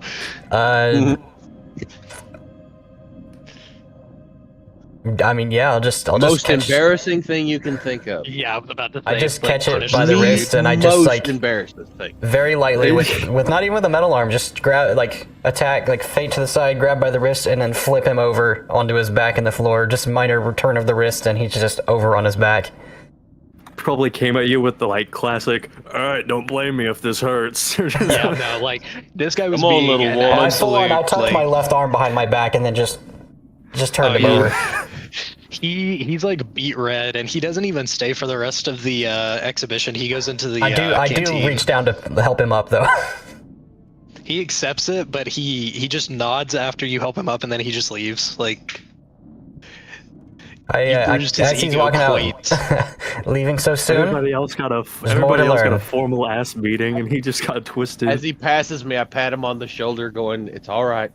Everybody has an embarrassing moment one day at a time. Every now Whether or and then." not he leaves, I'll shout We'll be after him fine. and I'll say, "There's no shame in an ass beating if you learn something from it." I'm back. Just saying. Okay, we've just been going through. Everybody, all of the players went through and had their moment fighting. Everybody was surprisingly Did decently even. well, yeah. All right, and I'll I'll use give a glad to spoon hear to it. get even ground, or else it Yeah. would have been fucking put into the dirt. Seraphim pulled out a prison shank and got throttled for it. Yeah, I got an ass beating I deserve because I hit her in the knee with a spoon. You shinned her. It was wooden. It didn't go through. Yeah, you shinned her though. Yeah, You definitely hit her after I in the go shin through with everybody something once, solid. I do stop for a second, look at Seraphim. Helmet on. Round but two. I'm squinting. I was like, that was my bad knee. It was instinct. I don't even know how to use the knife. We're gonna do one more. A smaller female human walks up, and rather than rushing in, she seems to take what almost looks like a martial arts pose, Hell yeah. and then begins to slowly move towards you. And about the time she gets in range, she throws a kick. Nat 20. Oh, very nice. Shit. All right, yeah, it definitely hits me. I was about to say, yeah, she Whoops, sorry. I got to change it. My Discord crashed. he, as Perfect she timing. scoots up close to you, before you can even think or react, you just feel her pull this taekwondo high kick right to the temple of your helmet. Hell yeah. I'll Oh yeah. hand plant, flip over, recovering, and come back up, and then I'll take my retaliatory strikes. I'll start with a fainting strike, give myself advantage, just to see just how good she is. Let's see. That would be a dirty 20 to hit. Oh yeah, that hits. Alright. And then, of course, fainting attack, bonus action feint, which I don't actually know what that does. I'm not gonna lie, that's the one thing I don't know. I can't remember.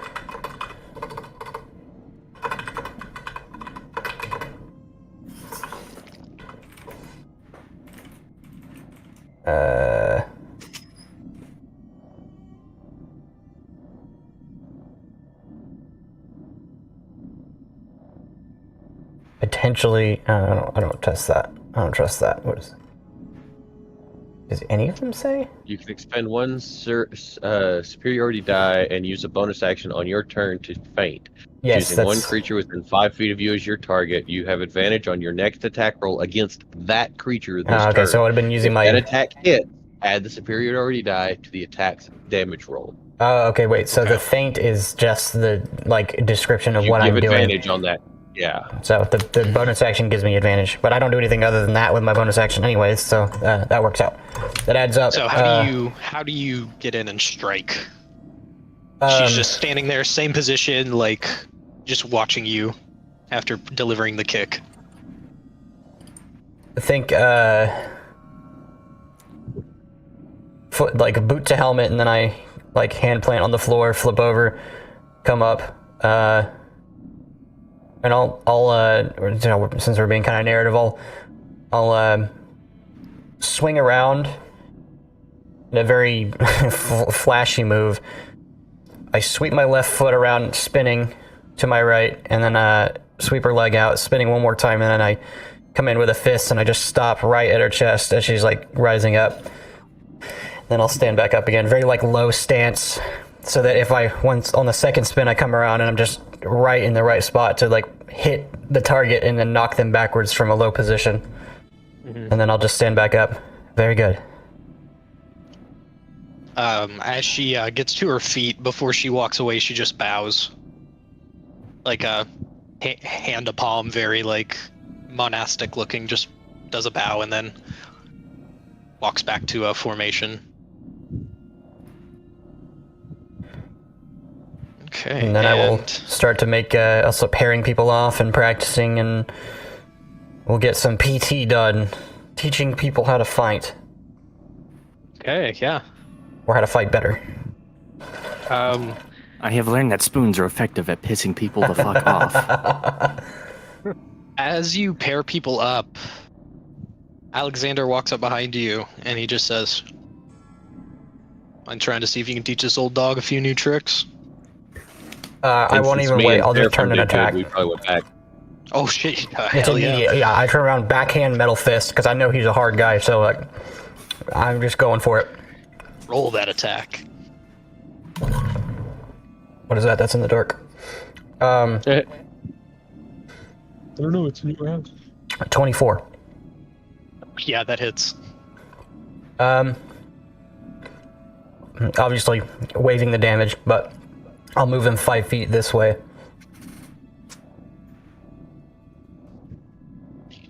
So I just, I connect with the face, but I slow the hit just enough that, like, whenever I make contact with his face, I do, like, push him with the rest of my strength.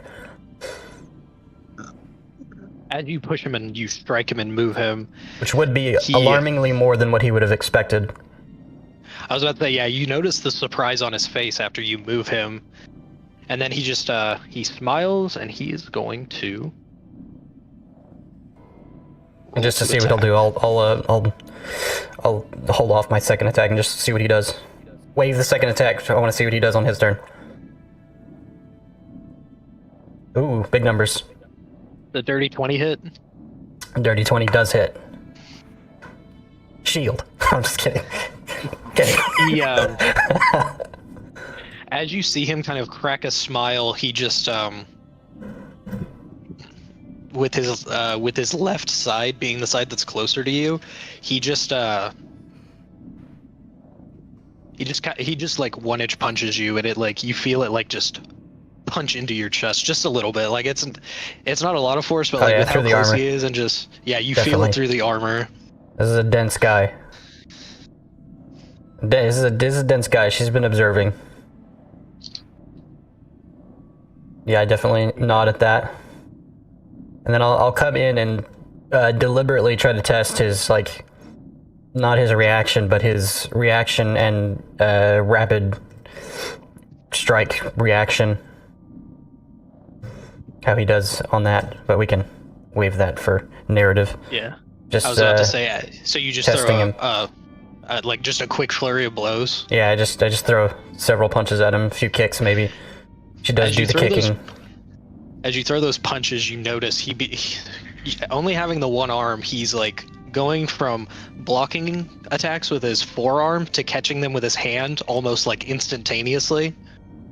A few manage to get through, but they don't seem to stagger him. He seems to just like block what he can, like tank what he can't. He isn't using his eye beams. He seems to only be fighting hand to hand. As I suspected, only when I really put myself into it do I actually move him around. He's as dense as I suspected. Okay, yeah, so everybody's just sparring in the hangar. Well, me and Seraphim probably did well enough that I probably would have pulled him back to the fabricator room. Okay, continue cool. on his gun. Yeah, as you come in, you see Hammer, hard as work as usual. Does Maxon go back to the fabricator, or does he stay and do more PT? He's gonna stay. Okay, cool. Enjoying Sounds this too good. much to leave. No, yeah, that makes sense. Like, as you guys are training and stuff, is there anything else anybody wants to do specifically, or do we want to roll to the next day? I was gonna I'd ask. say roll on. I'm good. What's up? We're just working on the weapon. Yeah. Oh, is that Robert? I was gonna ask if I could try it with Alex. Oh yeah, if you want to spar with Alex, go. Oh for yeah, it. I would have paired you with Alex anyways. I would have paired you with Alex, the big guy with anybody else that was there, and then the obviously well-trained one with myself, because she clearly knows what she's doing. So he gets up again after he had like some water. He just crumples it up and throws it into like a little trash can that's in the corner, and then he just like shrugs his shoulders, kind of just popping his shoulders a little bit, and he's like, "Hey, go Alex, you and me, let's go." And I'll just kind of stand by off to the distance and observe. Alex just smiles and nods, and he walks up to where like this little makeshift like sparring part is, and as you walk up, he takes his foot and draws a line in front of him, and then just kind of chuckles and kind of motions you to come at him. You can tell he's enjoying this a bit too much too. All right, who goes first? Oh, he challenged you. He's waiting on you to make the first move. All right. See what do I want to. So he can take a much harder hit, right? Oh, definitely, yeah. That's why I specifically went with him with the metal arm, because I knew he could take it. Or at least suspected. So like he points that out. He's like, at least with you, I don't have to hold back so much. As you say that, he still smiling, he says, "I'd be offended if you did." Okay, let's see. What am I gonna do? I will say, since he knows that you're quite a bit stronger than like everything's going on, I'm gonna use the same rules with that Whisper was doing. He's gonna take this time to do the dodge action, so he's trying to anticipate your strike, give you a nice good fight. All right. So yeah, roll your attack at disadvantage.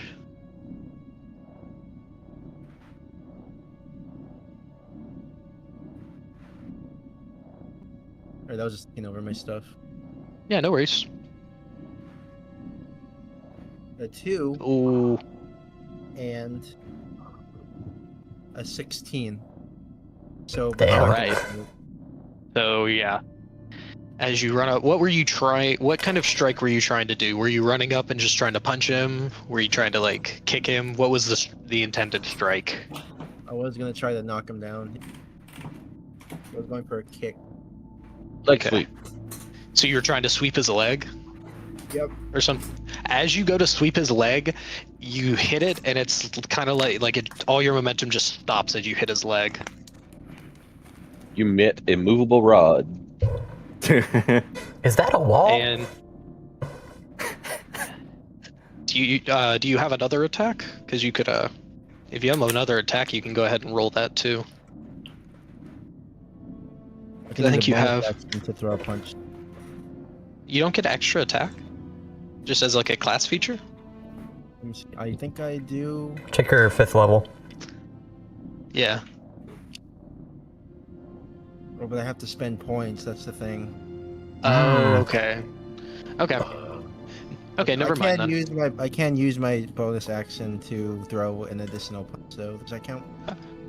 Yeah, if you want to use your bonus action, you can. I just like we're This not is worried also about like, we're just kind of narrative doing stuff here, and we're probably gonna rest very Waste soon. points. You just wasted. Waste This is a the perfect point. opportunity to go Nova for no fucking reason at all. You're I just action surge to grapple fucking Both of those were Seraphim just to 18s. intimidate him. Plus what? Both of those were 18. Oh, I was about to nice. say What? that. Hell yeah, that definitely hits. That was 18, and my strength modifier. Wait, is it strength or dexterity? It's strength. We're doing punches. 19, 20, 21, 22. So that definitely hits. I was about to say that Four. hits. So what happens is, when I threw the kick, and it kind of just stopped like a rock, he looked down, and then I took the opportunity to like rotate my body, and then used my the friction from that rotation to just hit him on the left side of his face, just elbow him. Okay, you hit it, and you see his face turn.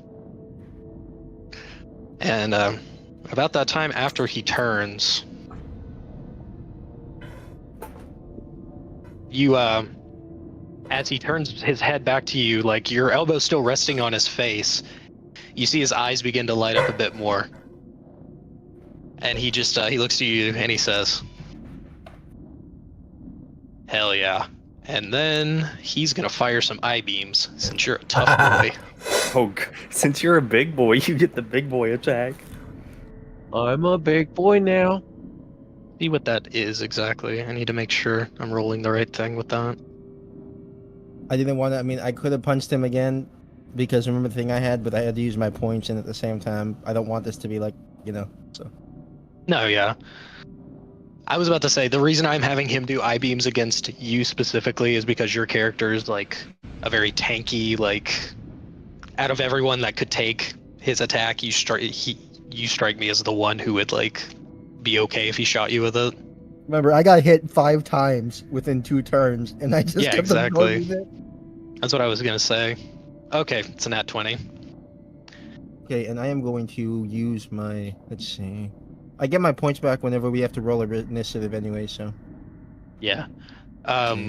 Wait, what? Yeah, You're yeah. using your reaction for what? Let me see. I have options. Let me see. Okay.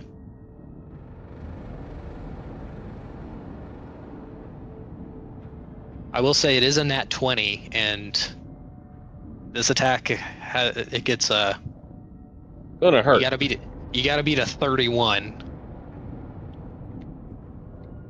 Cause it was a nat 20. Homeboy is jacked. He got a big positive.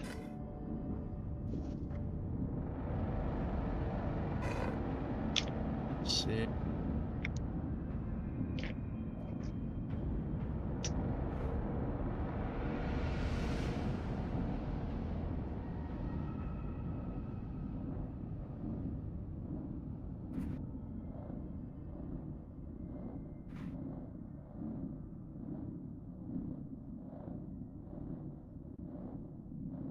Oh, here it is, guard.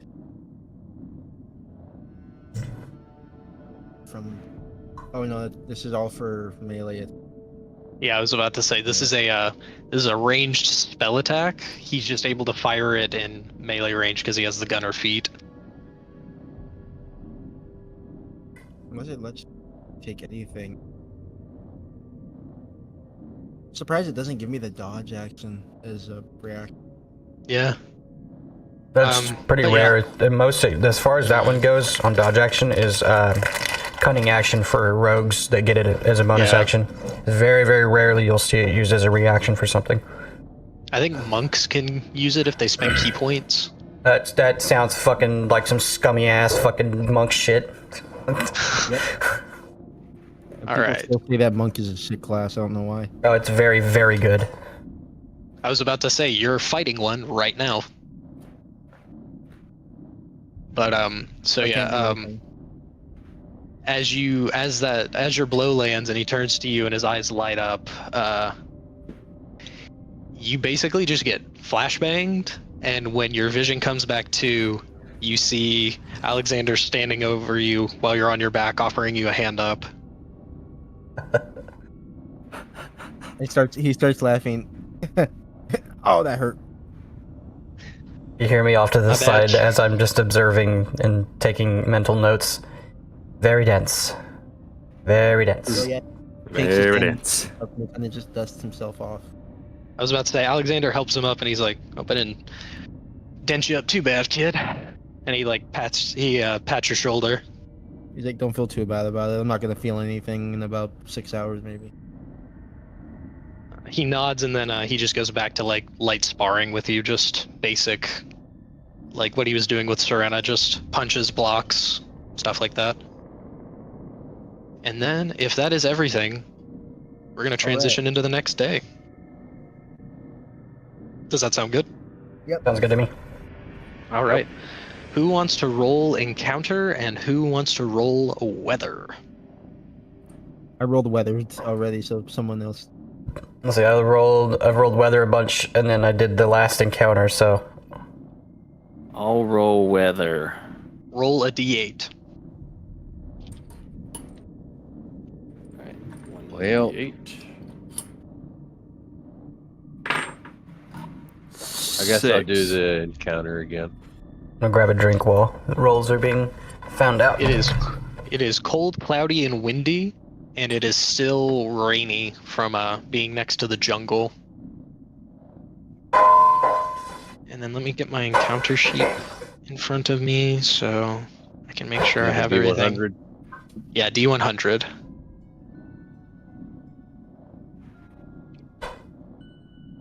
$90. 90? 90. All right. That will come into play later, after you guys have disembarked off the ship. Good. Oh, awesome. Amazing. And we are going to move it up into the drop-off circle. And we will, as the sun comes up, you hear... Serena, since you mainly stay in the hangar area, you would notice that around the time the sun comes up, there are soldiers loading up some mining equipment and other like survival supplies into the truck that you guys were driving earlier. And they're also attaching a small trailer to haul like the mining equipment, give you guys room for bartering supplies and crafting materials you bring back and whatnot. Oh yeah. Sergeant Hammer is not with them currently. You assume he is probably still in the workshop working on things, but yeah.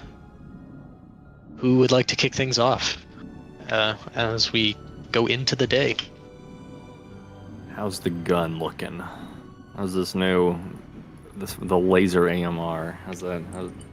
I was about to say, if Kyle only had to sleep around 4 hours and could have worked on it, and Oh, yeah. I feel like with the high enough roll and all the tech, I feel like it would be done. Or at least, like, basically you just have to, like, put the scope on it and test fire it a few times and it's done.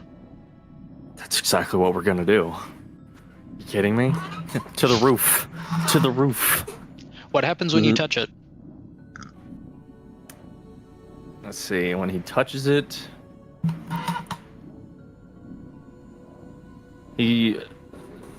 Seraphim... Have you taken your medicine? Oh yeah, that's true. Oh, New day. I have not taken the medicine, but I feel like it's about to not matter.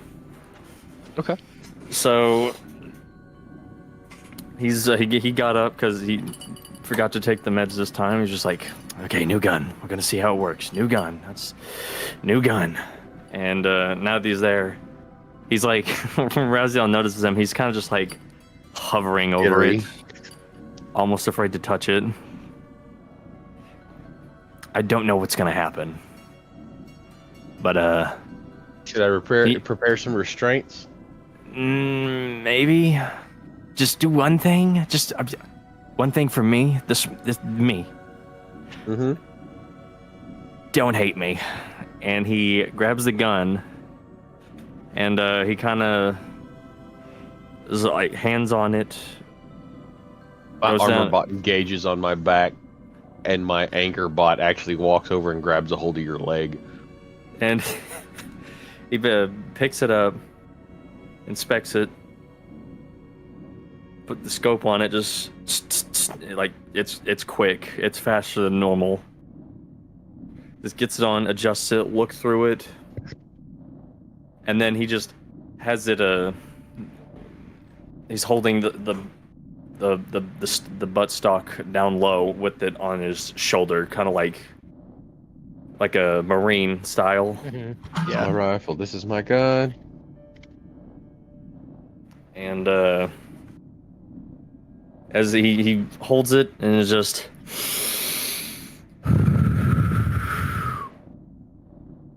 Sir, I'm going to go test this on the roof. Would you mind coming with me for an inspection? You good? I'm fine, sir. But I wish Alright. to test this weapon to see if its capabilities are exceeding. See if it's working properly anyway. And I did just help create it, so I'm definitely interested in if it worked. So I'm going to go with you upstairs. Let's go fire this bitch, sir. I called back my anchor bot. I'll just be on the roof, I think maybe with Alex, just a hologram map, just kind of looking at the routes and stuff, gathering my thoughts to talk to everybody else, just chatting with him. Yeah, he's just up there doing his thing. He, as Serena comes up, he just sits down, looks over the map, points out what he can remember from before the war and everything. He constantly keeps remarking on how the map looks completely different, but he recognizes a few things. And that's where I'll be whenever those two appear. Okay. Yeah, you see the normal you see the familiar military walk, but it's not the same weapon in hand. What is there to fire in these areas? Is there just like a boulder I can fucking blow up? I was about to say, you guys are close enough to the tree line. You could probably see like some big exposed branches from some of the trees out and about. Honestly, hold on. Let me see exactly where you guys are. Yeah, I'll say that the biggest thing is actually what looks like a very shittily made sign pointing towards Green Cove, saying Green Cove, like 50 miles. Target acquired. I fucking fire that I was about to bitch. say, roll to attack. Get another roll in with the metal die. I'll just kneel This is down a next surprise to him attack, with right? like some kind of with like a sighting tool and just kind of hold it up and like look down where he's looking. The sign definitely doesn't know it's coming, I was That about would to say, be- yeah. but I don't If you think wanna- it counts as a surprise attack. That'd be Because it's inanimate. that would. I'll fucking roll again, but I did get a 20. Oh yeah, it hits. And Don't so worry that- about damage. You pull the trigger, and the sign is no more. It's Wait 2 just seconds, and a. then the sign goes poof. Yeah, I was about to say there's a molten metal running down the top of the signpost where it used to be, and there's even like a burning hole in the tree behind it where it like hit and impacted. Target acquired. Target eliminated. Hell yeah. Oh, can I try breaking something too? Can I drink? Yeah. How do you mean? Can I? I want to break a rock. With what? Nothing but my hands. Okay. We're on the. I was gonna say we're on the roof right now. I was about we to say, haven't yeah, the stopped caravan yet. is. Yeah, the caravan's still in motion. So give us a Oh, little okay. time, and then you can break a rock. Would I need to make a strength saving throw if I did? Well, I'd make you attack it, and then depending on how much damage you did. Saving throws for like you If the rock was reacting to falling something on happening. you. Right? Yeah. Okay. All right, yeah. So after you obliterate that signpost, I'll just buzzkill. Your sight is off, ever so slightly to the left. Adjust 2 increments. And then I'll Yes, sir, Captain Serena, and he does exactly that. I'll stand up give a and just chuckle. kind of like look down at you and just shake my head, slap your shoulder, and then walk back over and continue surveying the map. Waiting for either everybody to just kind of mosey up here or eventually just gather everyone up. as you're looking over the map, Sato, funnily enough, looks over to you and, well, I say looks over, speaks up as you're using him to look over the map, and he says, "Sir, I have a question." You have a question? Yes. I was wondering if we could inquire with Staff Sergeant Hammer about gathering some data off the mainframe of the ship. Just to fill in any blank spots in our data that we might have. I just kind of look at Alex. I look at Raziel. Yes, we can interface. Let's go speak with the Staff Sergeant.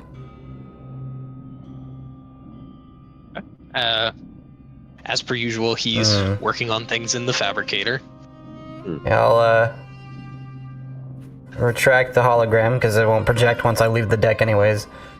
I've kind of like tossed it up as like as long as I'm in the area and my arm isn't like covered, it'll just kind of project. Very high tech type shit. High tech, more advanced technology, I guess. But anyways, yeah, I'll pull the hologram back and I'll say, one moment, and then I'll go find the Staff Sergeant. Okay. As you're doing that, is there anything else that anybody would like to do on the observation deck before we kind of cut to the fabrication? Or is there anything else that... Raid the armory. This is not an appropriate outfit for a soldier. Oh shit, we broke him. Okay. As does anybody else make their way down to the armory? Or the fabrication armory, the third floor? Yeah, just the third floor, I guess. Well, since the gun was fixed properly and it was firing properly, I probably would have actually headed down to the bay. It's a damn good weapon, sir. Yeah. Okay. So yeah, well, you go down to the bay and they're just they're finishing loading things onto the truck, and they're just kind of making sure you guys are going to be stocked for your trip. I snap my fingers and both my bots transform into my bike and I start fine-tuning some stuff. Okay. Yeah, they just slap together and boom, you have a bike.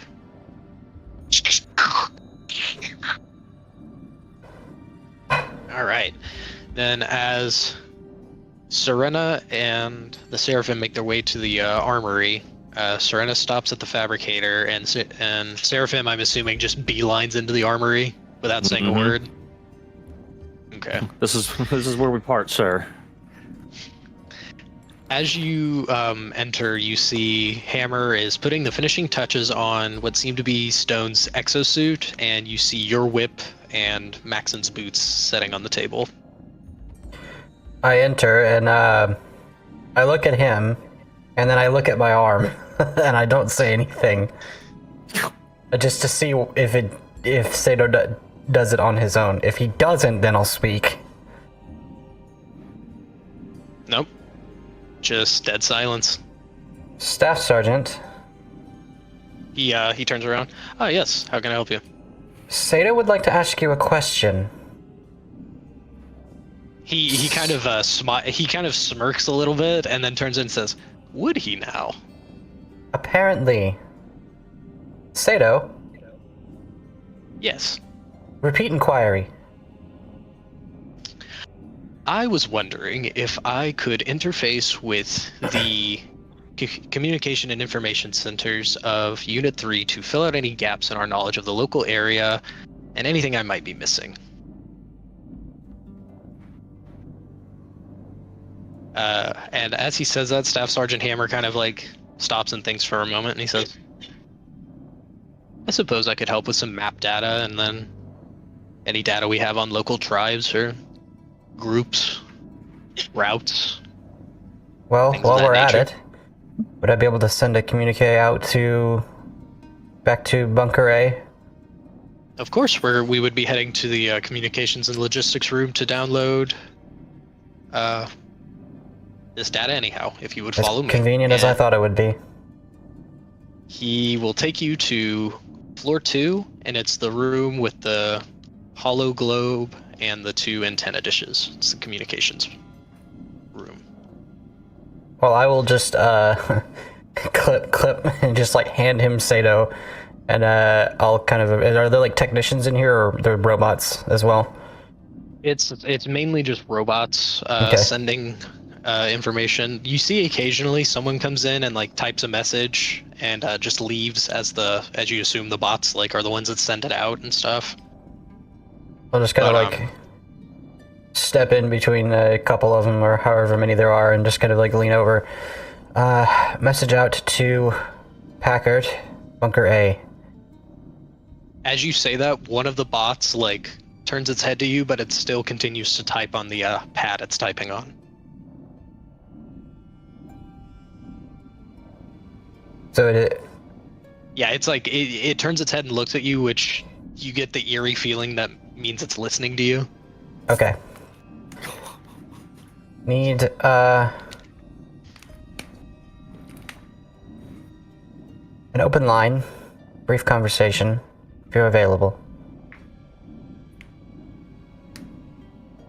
He types it, and you see on the screen ahead of it, it sends the message. And you can't see this, but as you send that message, a beam of light actually shoots out of this antenna towards Bunker A. And I'll just kind of stand up, cross my arms, watch this weird interaction between Sato and Hammer while I wait. you just see Hammer just seems to be chatting with Sato, just like talking to him like he's a person. I'm just incredulous. This information AI that simply responds to what I ask it is openly communicating. A thing that I've used for years is just speaking. Sergeant Hammer just the modifications you've gotten to Sato on Urmos, one of them was like a universal adapter that allows him to like interface with the technology here. And he just slots him in, and then you see, kind of as with Stone's data tablet, you just see Sato begins to blink intermittently, and then a green light comes on, and then he just unplugs in, hands him back to you, and he says, "Should have helped you with any data you might have needed." Did you get everything you need, Sato? More than enough. Ready to go. Satisfied. All right. And I'll just wait for the call to Packard. Which, if that takes time, we can like cut away or whatever, if you want. I was about to say, you do eventually get a message back. But if there's anything else anyone wanted to do real quick, just preparing wise before we have that little talk with Packard.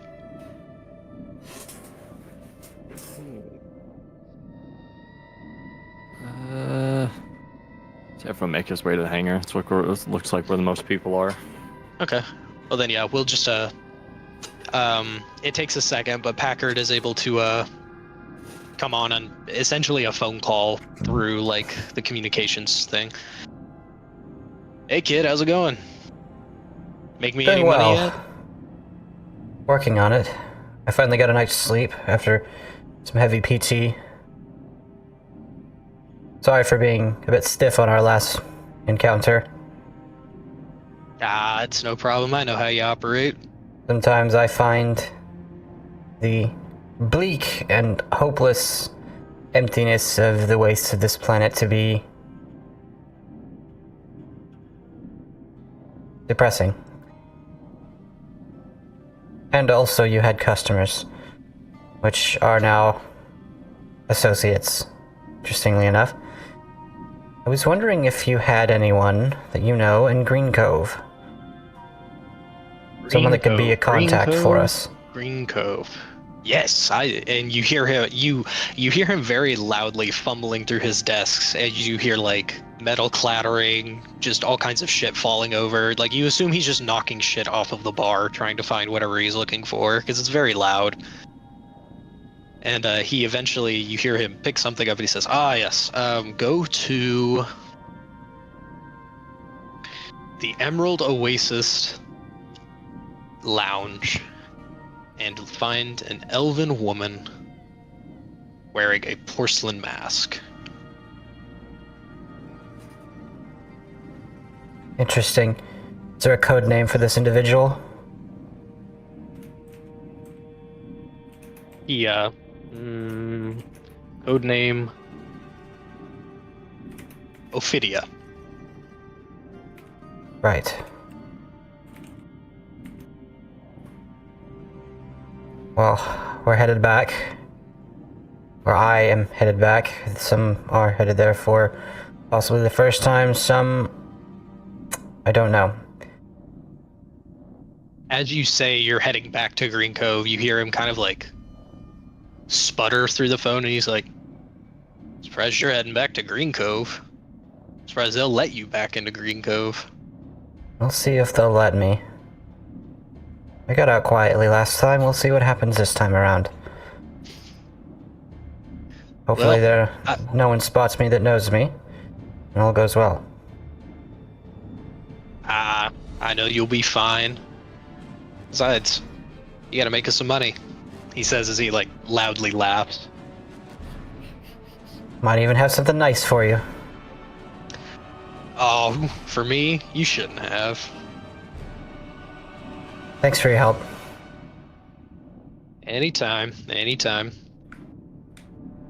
Hopefully we'll communicate again soon, Packard. You be careful out there.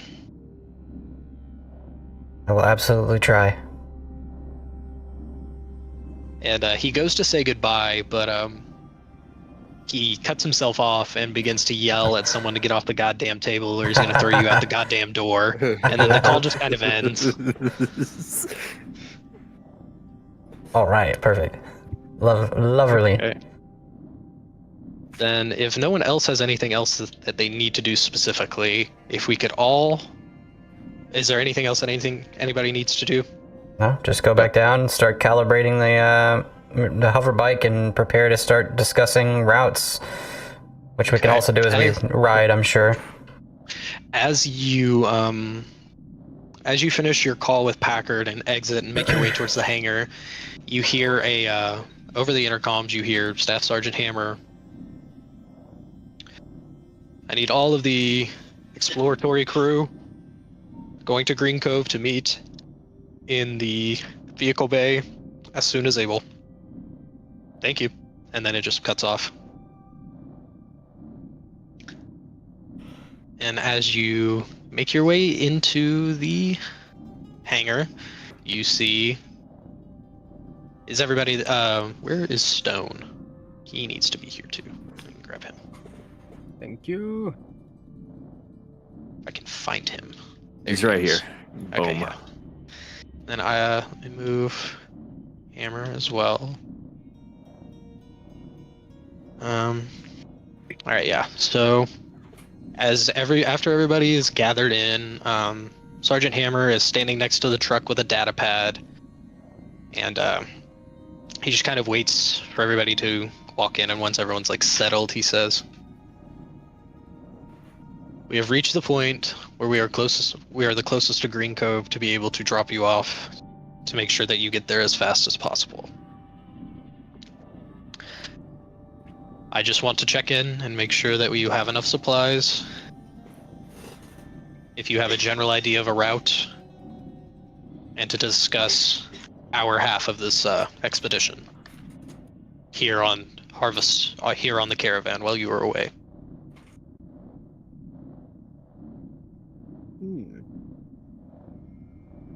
as after he says that and sees that nobody immediately speaks up, he sets his data pad down and it shines up a small, like the area of the map here, and he just says, "We will be dropping you here, and we will continue to move along this way until we reach this point here.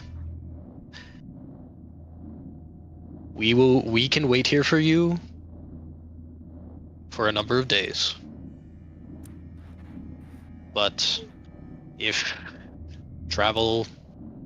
anything seems to happen, you take longer than expected, we may have to continue to move, but we will continue to move slowly and can maintain radio contact with you to make sure that you do not get left behind. But we will try to wait as long as we can here for you." Oh, that was bigger than I thought it was going to be. Jesus fucking Christ.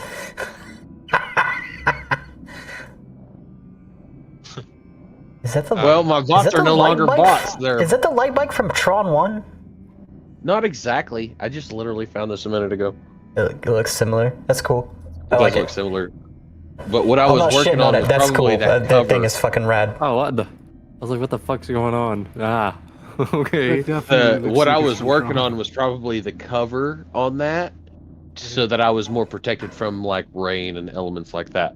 I do have a Okay. point of order. So, light bike, starfighter ship that hovers, bot bike, Seraphim and Alex, and Stone. I don't know anything about. Out of curiosity, like between me and you guys and DM and what's going on. I was gonna have Alex drive the APC, hauling the supplies okay. and everything, unless someone else wanted to drive it, and then whoever else wanted to could just ride along with him that didn't have a vehicle. Don't let the dog drive. No, yeah, I figured that he wasn't gonna drive. So, Seraphim, unless you want to drive, Alex will drive the APC. I do not trust myself behind the wheel.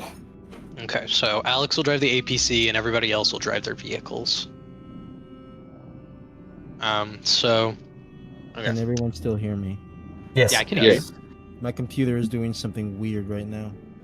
No, you're okay. Tell it to stop. My, Well, that's always my, fun. my Steam is acting No. up, and I don't know why. Oh God. All right. So, after he states like the caravan's plan to like just move along this straight, wait a few days here for you guys, make some repairs, and all that, and then they're probably just gonna slowly take off again. He says, "Now that our route has been established, I have questions for yours. Do you have any plans on how you plan to make your way to Green Cove?" I have 3 routes that Sato seemed to have planned out. Sato, care to regale us in a tale? Certainly. And he, you Which I'm see your assuming- hologram come on? Yeah, which I'm assuming is like either go the straight way, pay the toll, go the roundabout way and don't pay the toll, or go through the mountains and kind of take the squiggly path. It's very weird because as he says certainly, he clears his throat, I definitely And look at my then- arm at that.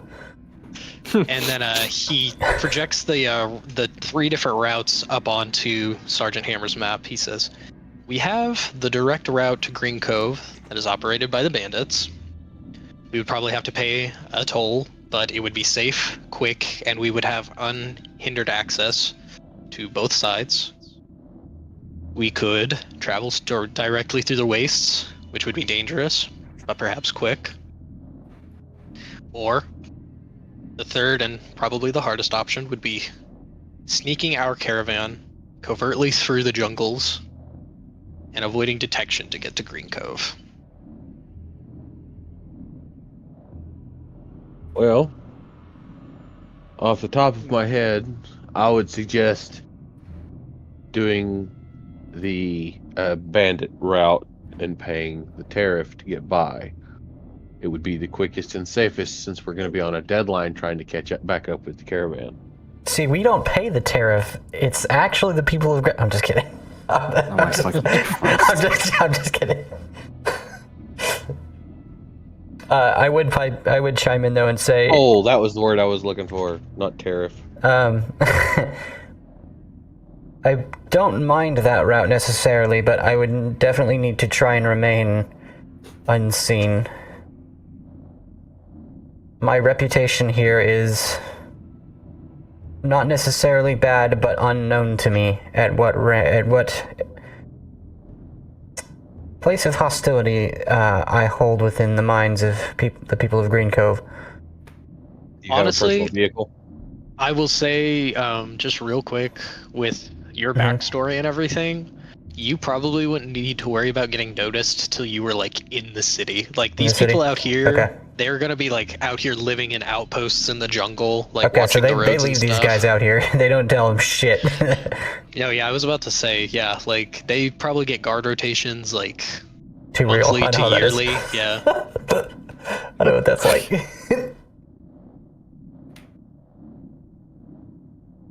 Alright, So, well, no I will, issues passing by. So if we I'll- go the route of the toll, I'll what is the correct and payment we will say be giving? I'll add to that, and I'll say that, but then I'll say, however, these guards don't typically get a lot of good or valid information, so it might be fine to just pay the toll and move on through. The matter that I'm curious about is how much the toll is, and will they charge Well- us based on our vehicles and how much we have and what we're carrying? That would probably depend on the rarity or the amount of money. Now, we just recently gained something fairly rare, didn't we? I'm gonna ask, what if we tried to just force our way through? Just out of curiosity. You would have to fight bandits at every outpost while also fighting things that come out of the jungle and things that come out of the wasteland. And then if you're just going through killing outpost to outpost, they are definitely going to hear about you as you're making your way there. And then we'll have to fight Green Cove. Yeah, you'll have to fight all of Green Cove when you get there if you're just gonna fight your way through the toll. Like, I'm not saying where we're they the don't get hood, I'm just much- asking. Joanna no, will you're all hold good. her hand up and So say that's- that yeah. would be ill-advised. because where they can't get like faces, if an outpost goes down, they find out pretty quickly because reasons. If we kill even one of their people, we just every get- outpost and small camp hidden in the woods from the toll on into Green Cove will be alerted, and it will be a game of hiding, mostly hiding. Honestly, it would be better if we did kill anyone to turn back. Imagine if we just kept murdering everything from a distance. Catapult. There are eyes Catapult. everywhere. Catapult. There's no. There's an unfortunate number of people who will snitch. I was about to say, Serena, you would know that, at least to some extent, it's not just people in the jungle that will alert them. With them Oh, having crikey. very like nature-rooted things, like you could have a bird that is like tweeting a certain tune to like let people know that Tweeting. there are intruders. Like they have very like We got the tweet! this jungle is almost like a natural security system for Green Cove. Yeah. They Crikey. have they learned know to how make the the- environment fight for them. Area reacts to things. So if it goes quiet or something Fucking disturbs Charlemagne. animals and stuff. Let my army be the birds in the trees, Literally. or wind in the trees and the birds in the sky. Excuse me. It's not said it wrong. impossible to get through here undetected, but it is definitely difficult, especially if you guys are taking vehicles. And extra supplies to trade. hmm That's why I was Especially- suggesting yeah. just going to the toll route. Honestly, so as you ask, like how much the toll would be, Staff Sergeant Hammer kind of begins to do some math. He says, a trip through Green Cove, assuming that you take the wastes to meet back up with the caravan and don't have to pay it again, should be roughly 1,000 credits. It's not too bad, I don't think, for a caravan. Minor, small much- caravan like ours. How much for I was some about- of the non-meat products of the worm we brought in? Oh, you could probably barter about 1,000 credits worth of that desert worm skin, because it's not like coveted crazy rare, but it is definitely harder to come by, and it's very durable, good so it's very condition. useful. Yeah, it's in very. That's what I was gonna say. You It's guys in cut it really off good with. condition. You guys were able to cut it off with mining lasers. Like it's in damn near pristine condition. So if you guys wanted to trade some of that, they would probably very, very heavy-handedly accept that. As well as all the extra bones that are usually probably too heavy to carry back. That we were able to process as well because we brought the whole thing back to the caravan. Yeah, if you guys wanted to just trade some desert worm parts, you could probably scrounge together enough to pay the toll. That sounds like a fine plan to me. I'm down Okay. for these orders. I'm game for Raziel's idea. I'm not very experienced in dealing with tolls and trading and dealing with bandits. Typically, in my line of work, I run into these toll booths and I eliminate them. So it might give him a be chuckle. better to follow his idea. Because I've traveled a fair amount and had to deal with these tolls. I was about to say, yeah, Raziel's probably. This is probably isn't the first time you paid a Green Cove tax, even if you weren't going to Green Cove. Like anywhere that has a jungle on the map here, you're gonna have to pay a tax Yeah. to move through. And even just not them, that particular bandit group, other bandit groups. So Mhm. I've Yeah. done taxes before, and I know tolls, and they have to be trustworthy, otherwise nobody will go. Mhm. I was about to say that is one thing that Trust You- is paramount in that business. like people that are familiar with traveling the wastes, especially in this area, like you know that if you pay the toll, they won't mess with you. You just have to deal with everything else in the wastes. Yep. So that'll at least get one group in the area off of our back while we're in the area. Okay, so as you all debate this, is there any last minute things we need to do before we get everything set to depart? Pull a flamethrower out of my ass and attach it to the front of my car. I will say, I would love for you to do that. Staff No. Sergeant Hammer brought the other upgrades for everybody that didn't go pick theirs up to this briefing as well, and gave them to everybody. I'll step down the Oops, ramp blood. in front of the truck, Whatever. take my whip outside, give it a whirl and a crack. Rather than a gunshot this time, it's probably like a crack thunder. Yeah, a whip is a D4, right? Yeah, it's just a D4 ordinarily, which is why I wanted to upgrade it.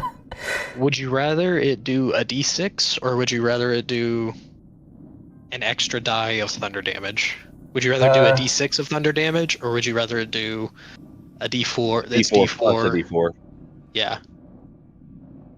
So you're saying D4, D6, or Turn the I was- D4 into a D6, or make it to where you roll the D4 plus another D4. Yeah. It would be 1d6 of straight thunder damage for the whip, or it would be a D4 of the slashing for the whip, and then another. I think I'll do the Right. 2D4 because that's kind of what I was aiming for. Anyways, this is the 2D4. If I could get it, that's what I was aiming for. Yeah. So 1d4 is slashing, and 1d4 is thunder damage. Not bad for Now. Now I kind of am able to do, aside from my rifle, I'm getting an even number of damage on everything, which kind of works out very well. Plus the whip Gives you has that- reach. Yeah, that's what I was gonna say. Then he gives Max in his boots. He gives Stone his exosuit, or skeleton, I should say. And then yeah, he just kind of goes back to doing whatever. Before I left the fabricator room, I checked in with the guy working on my horn weapon. Gave him the last schematics and let him go. You gave him the schematics, and you saw that he was still doing something to the bone to like age it, harden it, make sure it's not like clean it out and Reinforce stuff. it. Yeah, make sure it's not just like a bone on a stick that you're swinging around.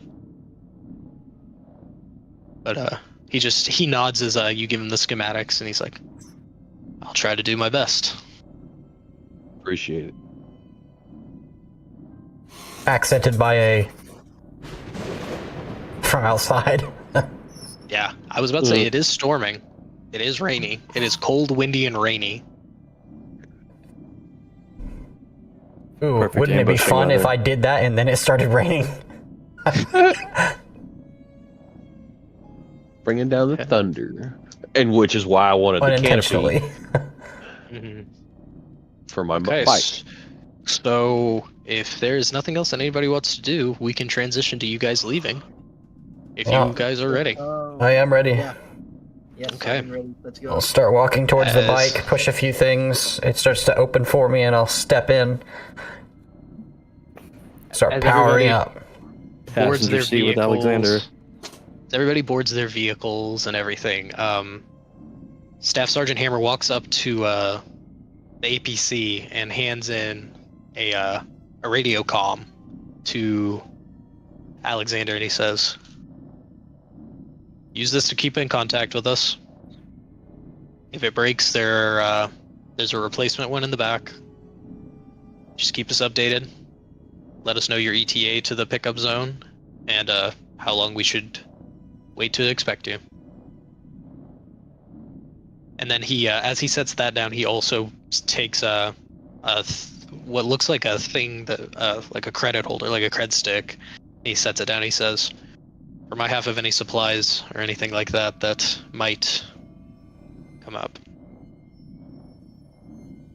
And then he just he goes and he kind of just goes to everybody's vehicle, like checks in. He's like, "Do you need anything?"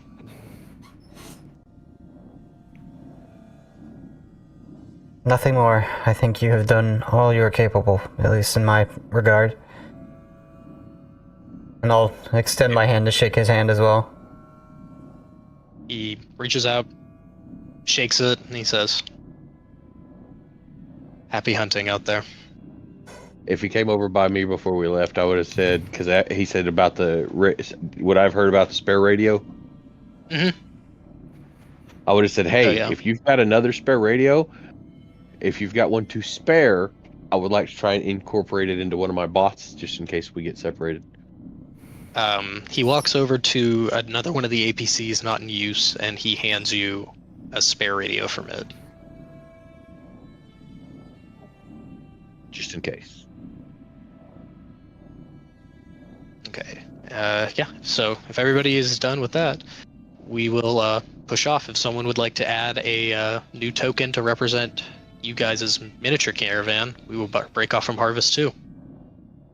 Let us go, sir. Just use the PC truck that we had. Yeah, that sounds good.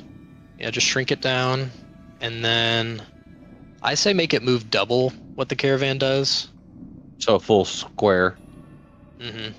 in a day. Yeah. That would put us about right here Okay.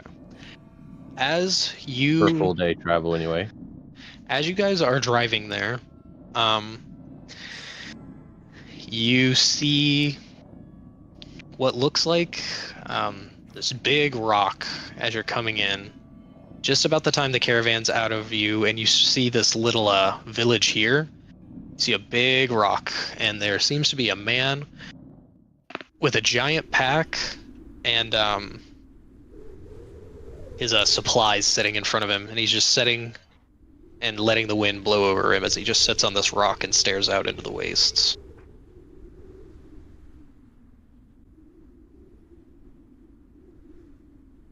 There's a man on a rock staring into the waste, you say? Mm-hmm. And he seems to have a lot of supplies on him. Like he has a giant, like those like the Sherpa backpacks Yeah. that they use for mountain climbing. He has one of those on. He has like supplies laid out in front of him. He almost looks like he might be trading from this rock. How far is it from us? Oh, you guys are going like past him. Like you're going past this rock to get to where you're going. Can I Okay. roll? Is there binoculars in the? I think I'm in the APC with Alexander. Oh yeah, there's Is there any definitely binoc- There's definitely like some kind of like rangefinder binocular system. I wish to roll perception check to see what this. Roll with motherfucker- advantage, because you're using high-tech sci-fi binoculars. I take yeah. eyeballs. So highest is a 12 plus. It's a 22. You see that he seems to be selling random trinkets, small containers of water, dried food, and what seem to be maps, hand-drawn maps. As I'm putting down some ambience for us, so it's raining. Is it thunderstorming or is it? Give me Not some... thunderstorming. It's I'd say like light to medium rain, but there's a lot of wind, so it makes it feel a little heavier. Okay. And the air is very like thick, almost foggy, because you're coming into the jungle. Okay. It's perfect. Yeah. So, from what you gather from your perception check, Seraphim, you assume that this guy is probably just a wandering trader who's set up in front of the road to Green Cove to try and sell some of his wares and stuff. But you do notice the map. That is one thing that catches your eye, is he seems to be selling like hand-drawn maps. I will. Who all has a radio? I know we have a. Would I have recognized what he does? So I think we all have short range. Doing. If not, see me. You guys. Then I probably would have slowed we us all have down. short range, Hey, there's a shop. No, yeah, I was I'll gonna say say- Seraphim would have short range. It's like there seems to be a merchant selling basic goods and supplies, but also maps. Seems interesting enough to check out. I'll leave it up to you though. Out.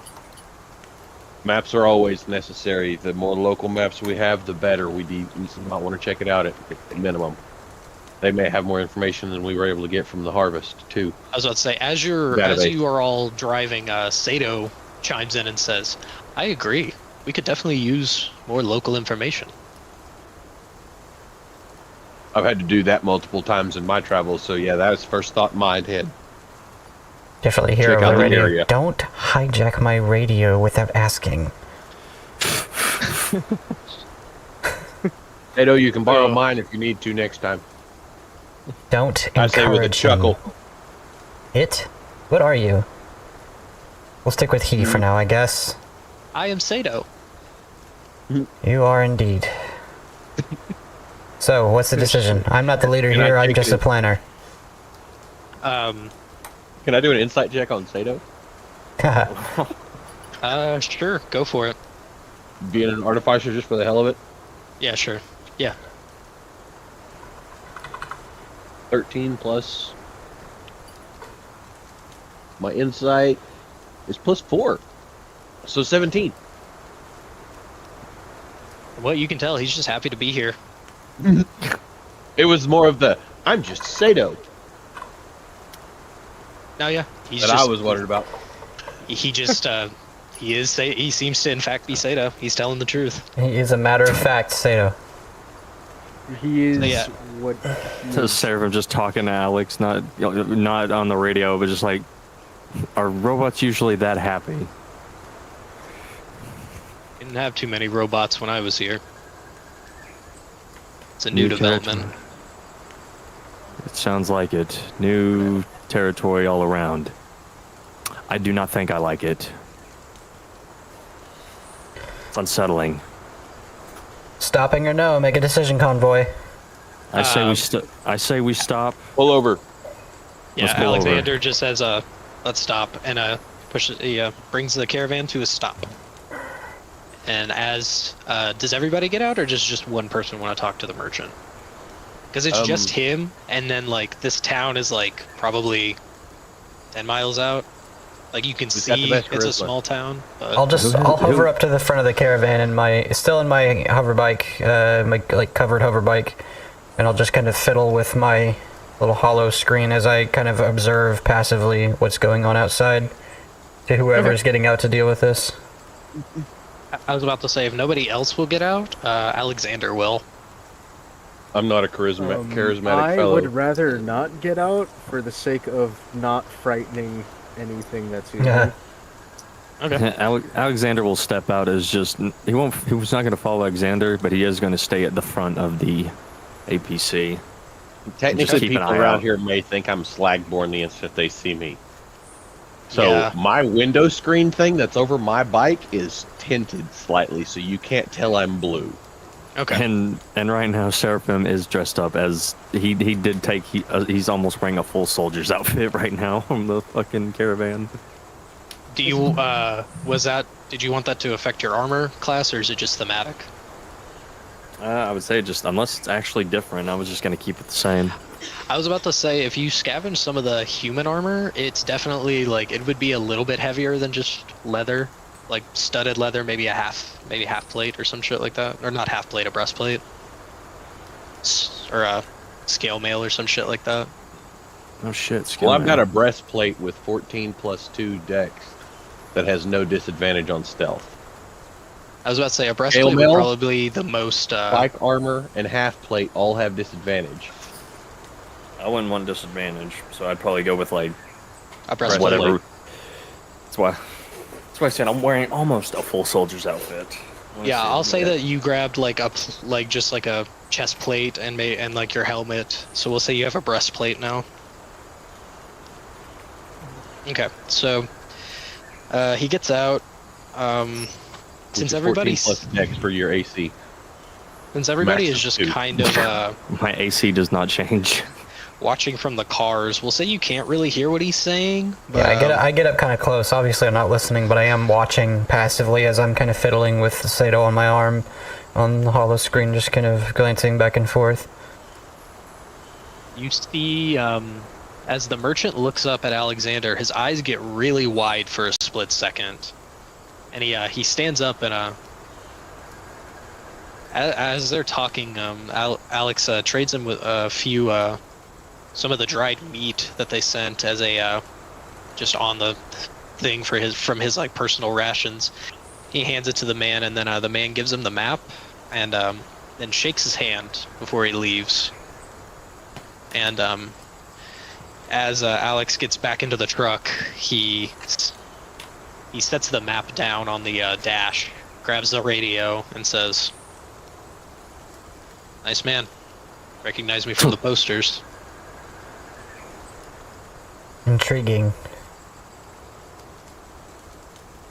Who was he?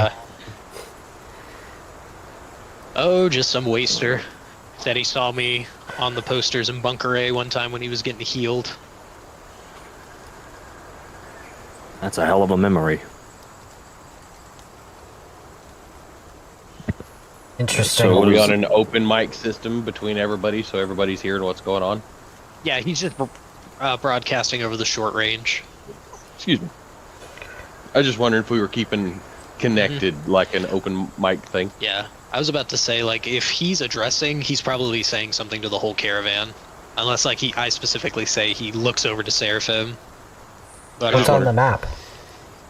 He holds it out and he says, "Seems to be pretty standard to the one we have, but it has a few more spots pointed out.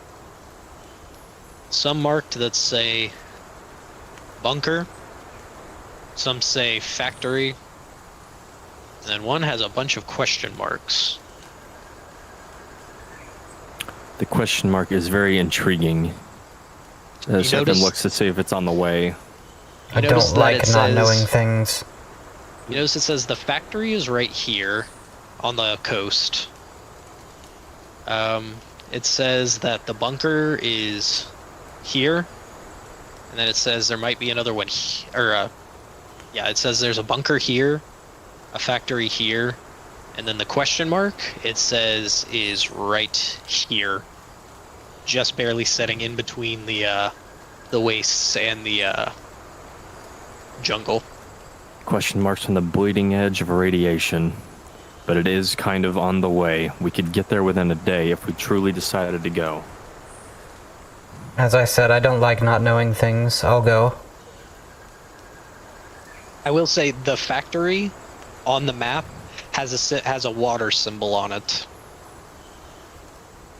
Factory does look like it could supply water, or is, yes, as you said, could be flooded. How are we doing on water supplies? Rations should be still good.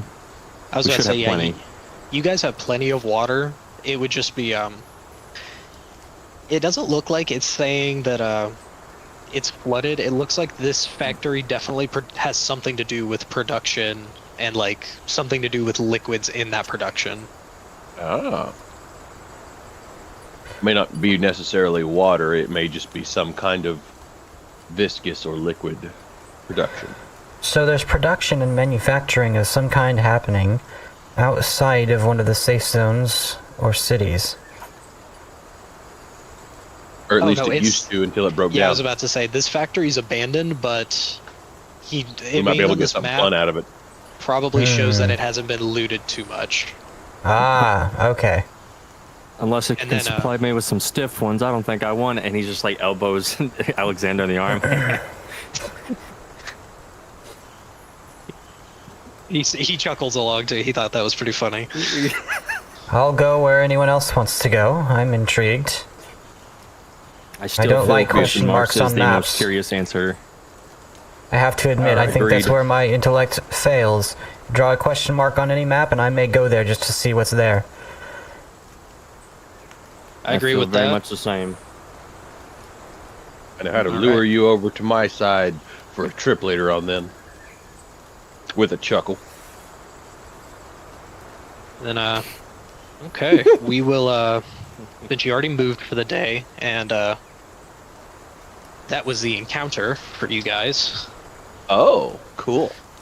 Yeah, you guys rolled an information counter, so you got a map. Nice. All right, so we will say that you stop and make camp. Well, you stop at what seems to be a marked spot, and as you drive up, you see a group of bandits wearing pelts and rusted iron, carrying rusty guns, and wearing what seem to be green moss capes over their shoulders. And for those of you that have met them before, these are Green Cove bandits. So who's at the front of the caravan? Probably not me, considering I'm me. I was about to say, you're like in the back of the APC, I thought. Yeah, Yeah, you I'm should be pretty covered sure, yeah. completely. I was about to inside. say, they can't see you unless you get out or open the top, so you should be fine. We'll say that the APC is at the front, so Alex is the first one to greet them. I'll pull around and also disembark. I'll pull the cape over my metal arm just to obscure it. Since I probably would have had some, they may have heard about me being blue. I may have probably come up beside him just in case, and pulled off, got out of mine. As you guys get out, and you see Alexander gets out of the ACP as well, the bandits walk up and they're like, hello, how are you today? He's one of the bandits says as he seems to be like picking some kind of meat out of his teeth. Well You see enough. the other one Peachy. behind him is holding a very looks like a very big shotgun, and she definitely looks very out of it. But she seems to be focused on you as you're talking. But he says, "How can I help you?" We're just looking for a place to rest for the night. Is this place full? No, of course not. But this is where you have to pay the toll to get through. You on your way to Green Cove? On our way to Green Affirmative. Cove. Good to hear. Good to hear. Well, standard fare, 1,000 creds or equivalent, for safe passage to Green Cove. While he was talking, I walked over to the edge of the back of the APC where we've got the skin, and I brought it out, and I said, "Will this work?" As I hold up, We have barter. We'll we say have barter. Will this We'll work? say about 10 pounds of the desert worm skin is about 1,000 credits worth. Which ain't bad.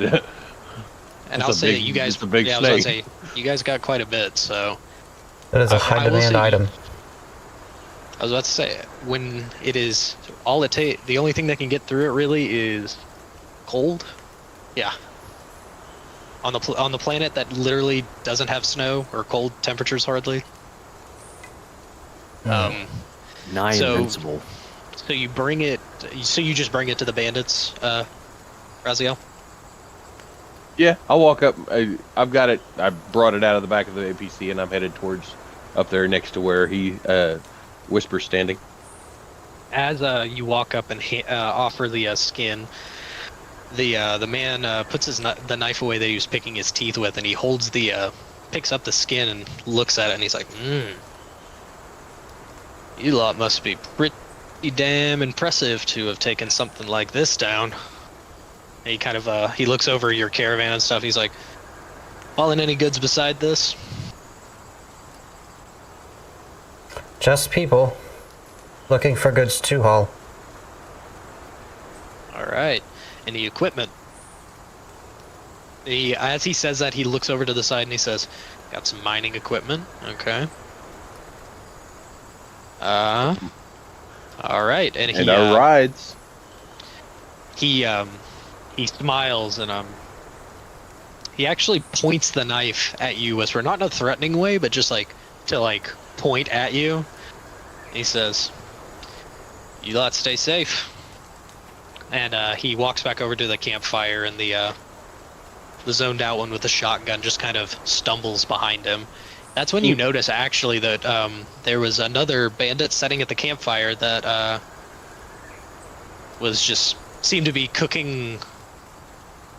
It looks like a giant. Watching us. I was about to say cooking what either is a giant rat or some other giant mammal over the fire. Can I roll? I want to roll perception. I was about to say, I'm very. I want to roll what that nature meat to see is. what the hell that is. Roll it. I'll roll curious. perception.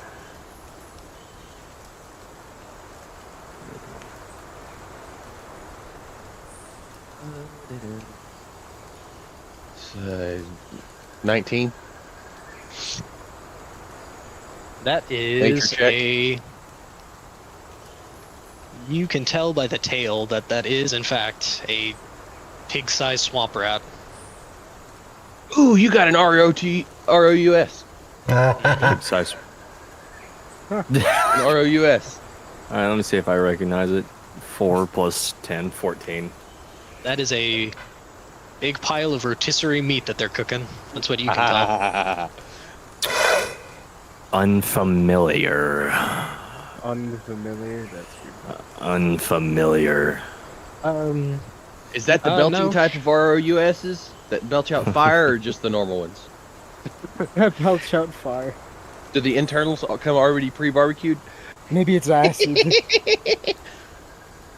No, Sharp. I'm not.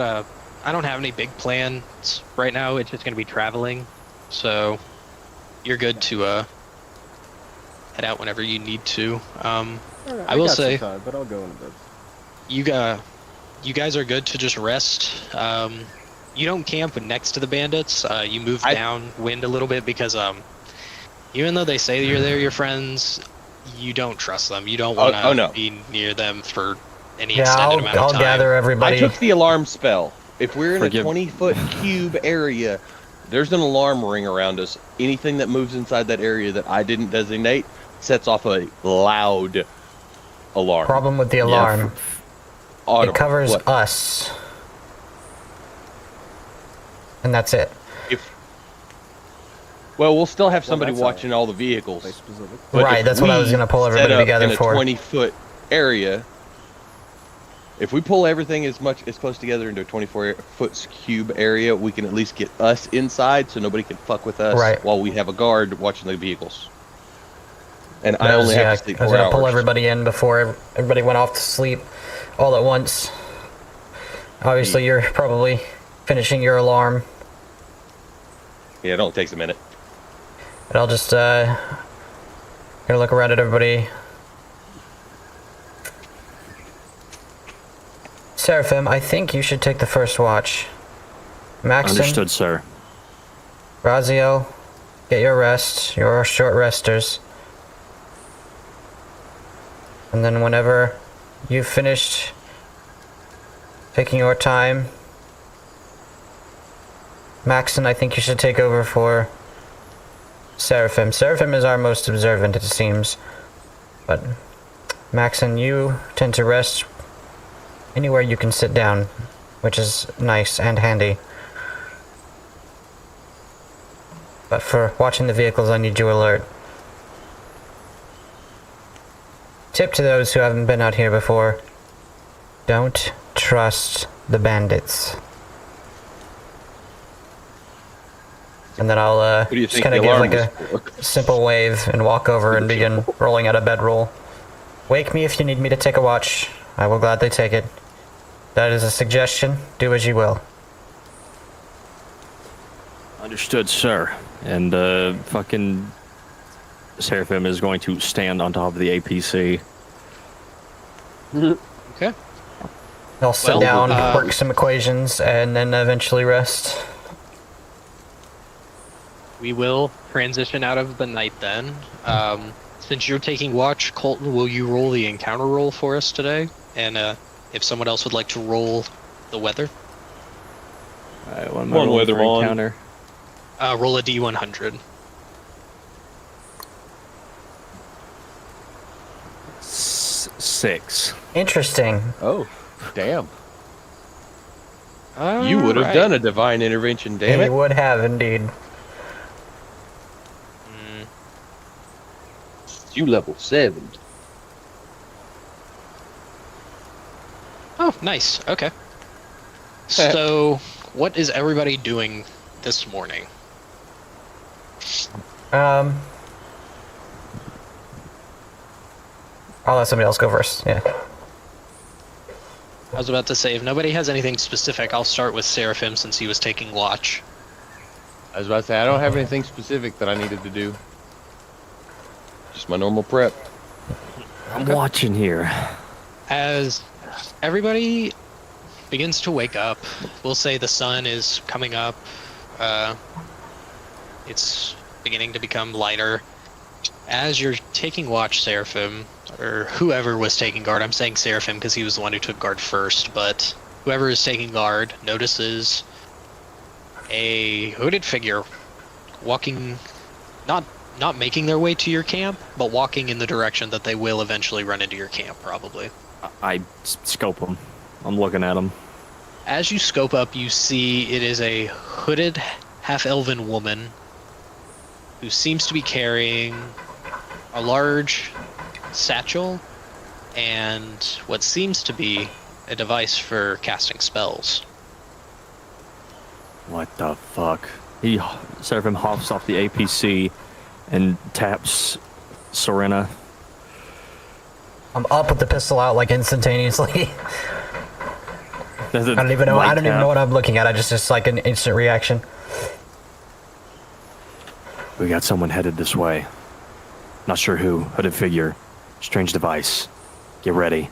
Pistol down. And, Rifle. I'm gonna do the same thing for everybody. Just tap them and make sure they're awake, knowing Once you- somebody coming in. On sites. Once you have roused everybody and everybody's awake and kind of looking in that area, that's about the time the hooded figure notices you and gets close enough to like be able to see the camp, Convert. understand everything. And the second that she gets close enough to the camp, hands up, she puts everything on the ground, just hands up, doesn't say anything, and just looks to you guys. Like she hands straight in the air, everything she was carrying on the ground. She even like spins once to show that there's like nothing on her back or anything. I'll begin to step forward, kind of rifle held, and I'll look at Seraphim and kind of motion forward. Seraphim does the same. State your business. What's your reason for being here? Oh, thank God you're here. I am lost. She is panicking. She was like, My gun's already come down, and I'm walking forward. I came Mine from up the has not. road. I know, that's why mine came down. I was a part of a research group. We were researching a geological disturbance in the area, and we were attacked. I barely made it out. I barely have enough supplies to cast anything. I'm very scared, and I could use some help. I want to roll insight. I'm gonna night vision and begin to walk like past her. Were you followed? Is anyone chasing you? Are you in trouble? She's like kind of heavily breathing as she's sitting on the ground, and she says, "No, I don't think so. I used the last of my supplies to cast an invisibility spell to cover my escape." I'm gonna walk. I'm just gonna kind of let this happen and trust that they probably have an idea of what I'm going to do. But I'm gonna try and stealth, and I'm gonna step out, and I'm gonna search a pretty solid like chunk of area around the camps, like bandit camp included. I'll shout out to the bandit camp before like stepping too close to let them know that I'm approaching and searching the area around, and not actually go towards their camp. But like I'm gonna search like a big swath of area. I'm probably gone for easily an hour. Okay. But let me roll. You roll that, and then you roll insight. Is that what you're trying to roll, Colt? Yeah, I want to make sure she's telling the truth. My stealth is I can count. Don't question me. Knowing I've been covered, 14. I'm 14 still. A 14. Oh shit! 19. There you go. Okay. Plus 7, 26. She is telling the truth. Like, this woman is scared. This woman thought she was going to die earlier today, and she has been. You see the sweat like caked up. Like her hair is like in a mess. Sweat is just pouring down her face. You can tell she's just been running for what has probably been at least a couple of hours, and she is not Does a she very. look You injured? can tell. She doesn't. Maybe some minor cuts and bruises, but nothing like major. Probably just like got roughed up running through the jungle. Seraphim will shoulder his rifle and tell her, "This way, come here." And he's gonna lead her to just a spot to sit in the camp, and he's going to give her some of his rations, just like some jerky and a water. Recover. Yeah. She sits down and she just downs the water and then just like demolishes the jerky you give her. And she's just like, now you're hearing her, she's just like gasping for air. Relax, calm down. As you guys are I followed him over there. I'll say a 14 on your stealth roll, Jackson. We'll say that you don't see anything, but you find it a bit difficult to move quietly through the stretch that you're searching, but you don't see anything. But you also don't notice if anything is seeing, like, you're not overtly aware. Like, something could have definitely seen you while you were searching, but you didn't find anything. Okay. During all of this, I'm trying to like stay out of sight of this individual because seeing me is probably going to make them not rational. Oh, she's probably already had that issue with me already. If she's come running through the wastes, I look like what wanders out there, only a little bit more tame. So she's probably a little bit freaked out by me. And I'm anyway. and I'm bleeding from the eyes. That's often wandering out there. I will say, oh no, I'm a Raziel, slagborn. I'm a full fucking zombie, dude. You notice that she didn't even acknowledge that you could have been like had a giant sign on you that said I'm an irradiated monster, and she probably wouldn't have cared. Like, she's in such shock, and she's not noticing what's around her. She you guys didn't She just like relieved there's people that are talking and not shooting her. Yeah, exactly. Like, you guys aren't trying to kill her or eat her, so she doesn't really care. You guys are cool in her book. Okay. All right, now which direction did you run from? He says, I ran from here, and she directions in the area of the question marks on the map. Oh. Well, son of a bitch. She was like, I was on a exploratory group from Bunker B.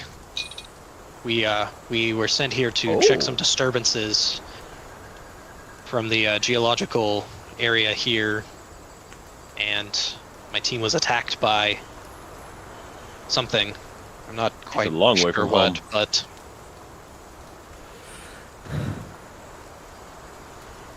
Well, I will tell you this. We were planning on going up that way. If you want, Maybe what are you going to do from from now? We could try to... Closer, anyway. he, as you say, you're asking her this, she's like, I'm not sure. I have research there that I need to get, but I don't have any supplies to use any of my spells. And she says that she picks up her harness and kind of looks at, like, turns it around and stuff, makes sure it's still together, and then just sets it back on the ground. And she opens up her bag, which you see now is her components satchel, and it is bare bones. So you need supplies as well. We were planning on heading up north to go past these question marks and then heading to Green Cove. You do not have to, but I think you seem fine enough. We could bring you with us if everybody else approves. How do you feel about this arrangement? She nods and she says, I could get transport from Green Cove back to Bunker B. They have armored ship transports. That would be very nice. I would just ask that you let me refrain from any fighting. I'm not a fighter. But this amount of supplies? Don't worry, we'll make sure you stay put and keep you safe. She shows you a identification card, and it says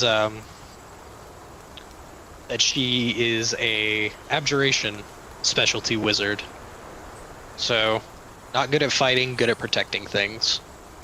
You assume her role was to keep up defenses around whatever they were investigating up here.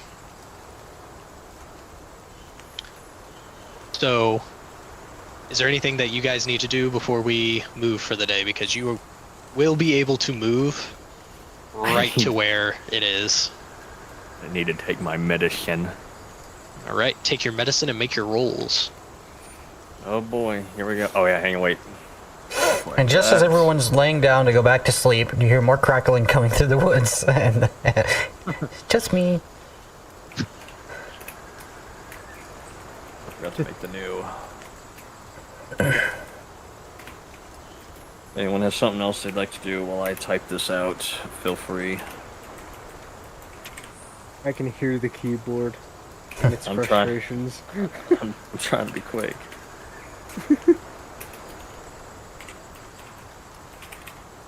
I'm probably just gonna sit somewhere and read, like usual. Okay. So yeah. Okay. Alright, sent that. I'll roll. Alright, Or sounds at good. least until I fall asleep anyway. Bam. They're both fucking 2. That's crazy. Interesting. Oh. What was that again? Oh lord, well. The one we I'll haven't be seen. up at the crack of dawn, Aw. just strapping up what I can, preparing to leave while I wait for everybody else to rise and shine. Somebody roll weather. Roll a d8 for me. I guess it cycles back to me now. Yeah, roll that shit. Go for it. 6. A 6? I've been getting high rolls with the weather. Same as yesterday. It is cold, cloudy, and windy as you move through the jungle. Well, since we rolled the weather, this is about time for me to go. Have a good one, guys. I will see you all next time. See you next week. Okay. See you next week. Go. See See ya. you next week. Night. Bye. Good night. Okay.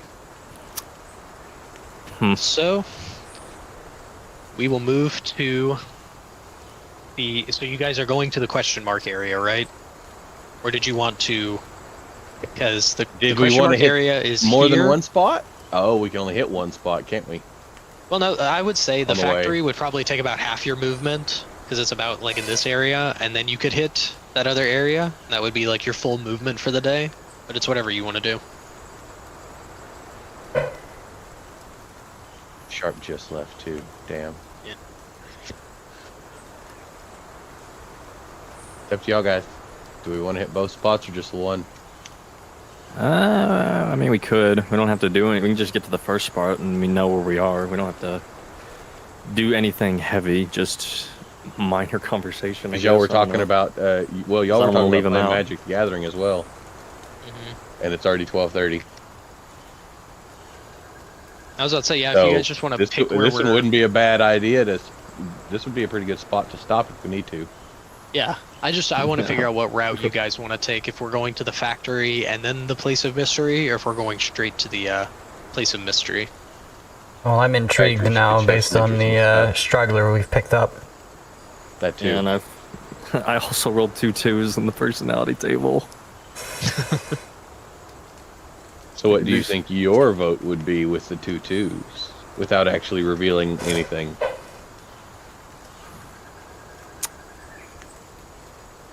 What would he say? My vote with 2 2s.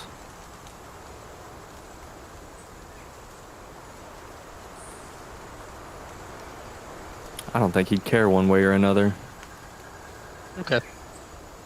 So, is everybody voting that they want to go straight to the mystery point, or do you want to hit the factory on the water? I'm going mystery. Okay, I want to know. That's one mystery. We have a mystery. We have a either way. It's up to Raziel and Maxon. Wherever. Okay, so we got 2 wherevers. So it's basically either I agree with him or it's tied. Guys, I'm a planner, not a leader. Yeah. I was about to say, don't worry, Alexander still has a vote too. Yeah, I'm a planner, not a leader. Don't let me lead here. I'd say honestly, depending on what it is, when we get close to the factory, if we think it's might be a resource that might be useful, we might stop. If it's not, we'll continue going. That would be my vote. Okay. I was about to say, yeah, if you guys want to, you can, like, take a drive by the factory. See what it might be. Yeah, like, see what it is, and then if it's not what you want, just move on. Minimum, check it out. Look at the building at the minimum, is what I would suggest. Because then it may give us an idea. As you say that, Alexander nods and he's like, "Be ashamed to leave it behind without at least seeing what it is. Could be useful." I'm used to scavenging from resources. I'm used to checking all my options. And what about this one? What is your name, by the way? She just she looks up, her hand's still kind of shaking, and she's like, Mallory. As she just kind of she's just holding, her hands are still just kind of shaking as she holds the bottle of water, and she takes small shaky drinks, looking down at the ground. I'm gonna dig through some of our stuff and see if Hammer may have snuck in some termite. Oh, you find quite a bit. I'll wave her over to me, and then I'll hold this out to her and I'll say, "Take a sniff of this. Calm yourself." She sniffs it, and then she kind of gags to herself for a second. I chuckle out loud and I say, "That's not what I meant." And then she grabs the bottle and takes a small drink, and she definitely seems a lot calmer now. But now take a second one and get in the truck and have some rest. She walks in. She gets into the truck, takes another drink, and then puts the cork on it, and then just kind of sits there. And she isn't shaking anymore. She's just swaying a little bit, like lightly got swaying. This woman drunk. She She's doesn't have a whole lot on her stomach. She sat down next to a stone and looked over at him and just like didn't think anything of it and just kind of started patting him on the head. Ah, doggy. Doggy. Doggy. Now be a good pet, dog pet. and watch her. Make sure she Be gets the some support rest. animal. She needs it.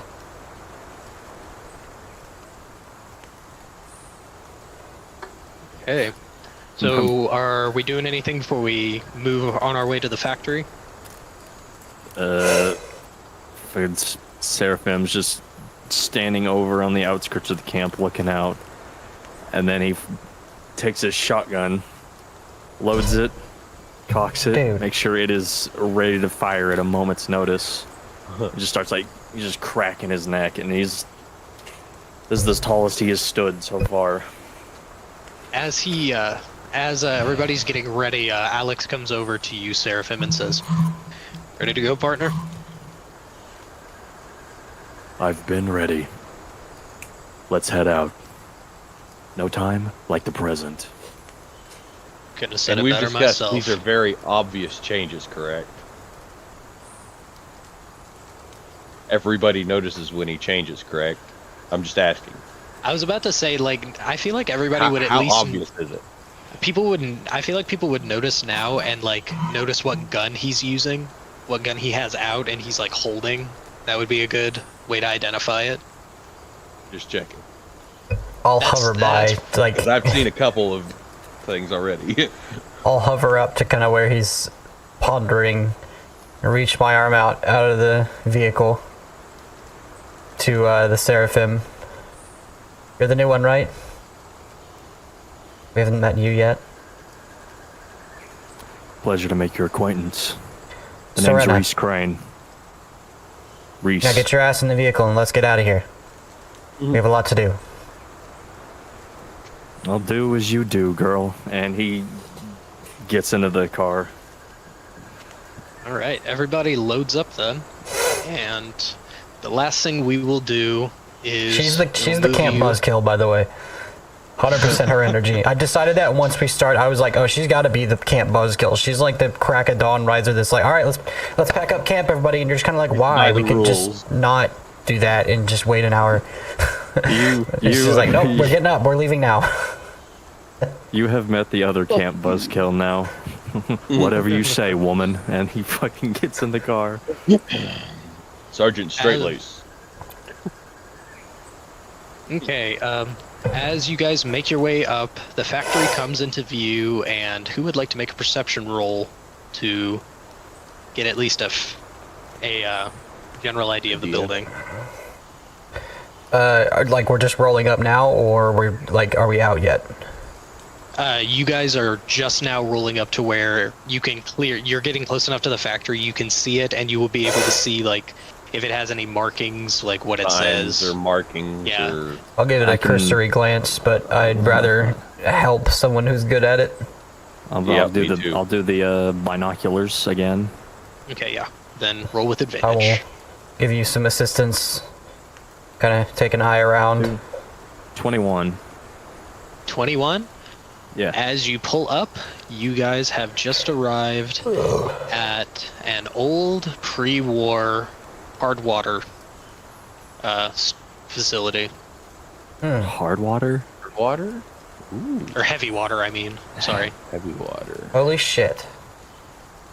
Heavy water.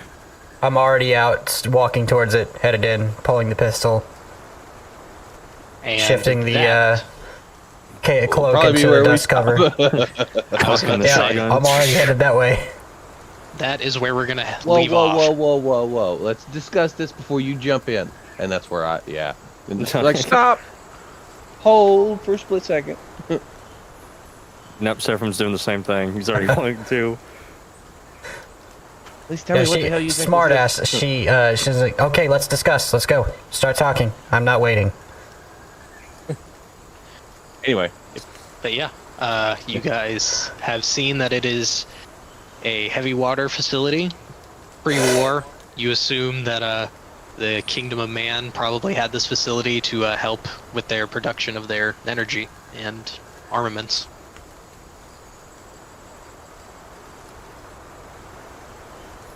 Very curious. Heavy water. It's deuterium water. helium isotope of hydrogen. Oh. If I So can it's basically isolate the deuterium out of the atomic water, I bomb can use factory. it. It's a fusion factory. Yeah, it's a fusion factory, yeah. This is one half of can- the fusion equation. You can tell that this was probably a power plant in the pre-war as well. Like, they weren't just manufacturing heavy water, they were probably using it to power either the local area or something that is I not would there have made anymore. a smart ass comment as Serena started heading towards there, and you didn't want to drop by here. Just to bug her. Planner, not a leader. Don't forget. Obviously. And I'll hit play on what I should have had as background sort of music sound this whole time. As we're in the jungle. Yeah. I totally forgot until just now that I didn't have anything playing as like music. I only had like ambience. But works out, I guess. Ambiance. Nature's music. Hell yeah. But yeah, that's all I have for tonight. I just wanted to get you guys to an encounter. Hell yes. So we Absolutely. will pick up at the Heavy Water Factory next Saturday. I gotta remember I'm number 2 now. Really thought that- I haven't been him. I really thought that with the way it was going, us actually taking off was when we were going to stop. I wanted to at least get us past the takeoff. Like, I wanted you guys to separate. I actually need to also move the I hadn't caravan. mentally accounted for the fact that we might run into things because this is a world that's lived in, so things happen. And maps with question marks are found that make a person like me who doesn't like not knowing things want to go to places with question marks on them. Yeah. I don't like not knowing things. Me as a person in general, and also Serena, I don't like not knowing things. And I will say, you guys did great because that encounter roll you rolled was a friendly encounter. So you guys just got a friend. Hell yes. Nice. Crazy old man with a map. Crazy. You literally rolled The woman. information Oh, the and woman, friendly right, yes, that encounter. one. Yeah, you got the map, and you got someone to tell you about the question mark. She That did is not know cool. what guns were right in her face. I want She to know what didn't happened care. to the rest of At the all. team. She was so freaked out it wasn't even funny. And What'd you the say, Robert? reason I Oh, sorry. I said I want to know where the rest of the team is. yeah. Lunch. They're dead. Damn. Those are questions we Well- can ask when we get to this question mark. It'll be pretty obvious once we arrive because there'll be large question marks there, certainly. Just big statues, question marks. Very literal I will map. say, We'll really know when we're there. for you guys, for your like notes and stuff, she mentioned that there was a geographical disturbance and there had been a lot of strange things going on there. And it was strange enough that a group from Bunker B was sent here, which is strange because Bunker A is much closer. Yeah, that's what I said. She's a long way from home. Like a long way.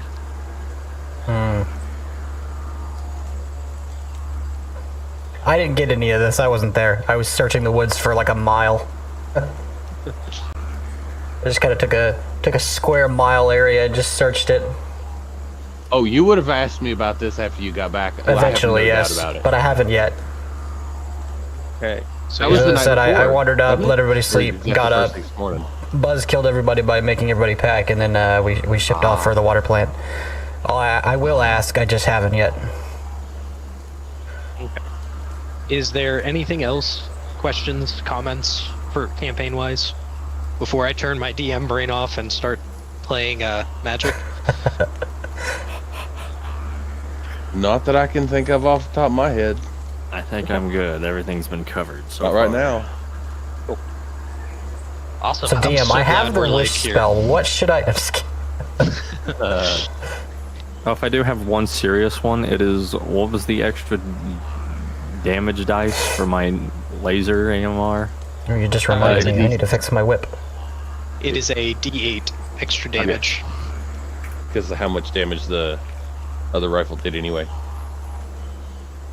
Yeah, exactly. I wanted it to basically feel like you were just getting a little bit of extra power from the light rifle components. Yeah. Enhancing the Perfect. other one. Save. All right. That was my literally one notes. of the options, types of options, if I'm not mistaken. We just increased the damage die. Yeah, I was either going to let you do like just a D12 to roll for your sniper shots, or the 2D10 plus D8 occasionally, which I feel like is better. I'm totally fine with it. I'll take it. Hey. I got Steam open.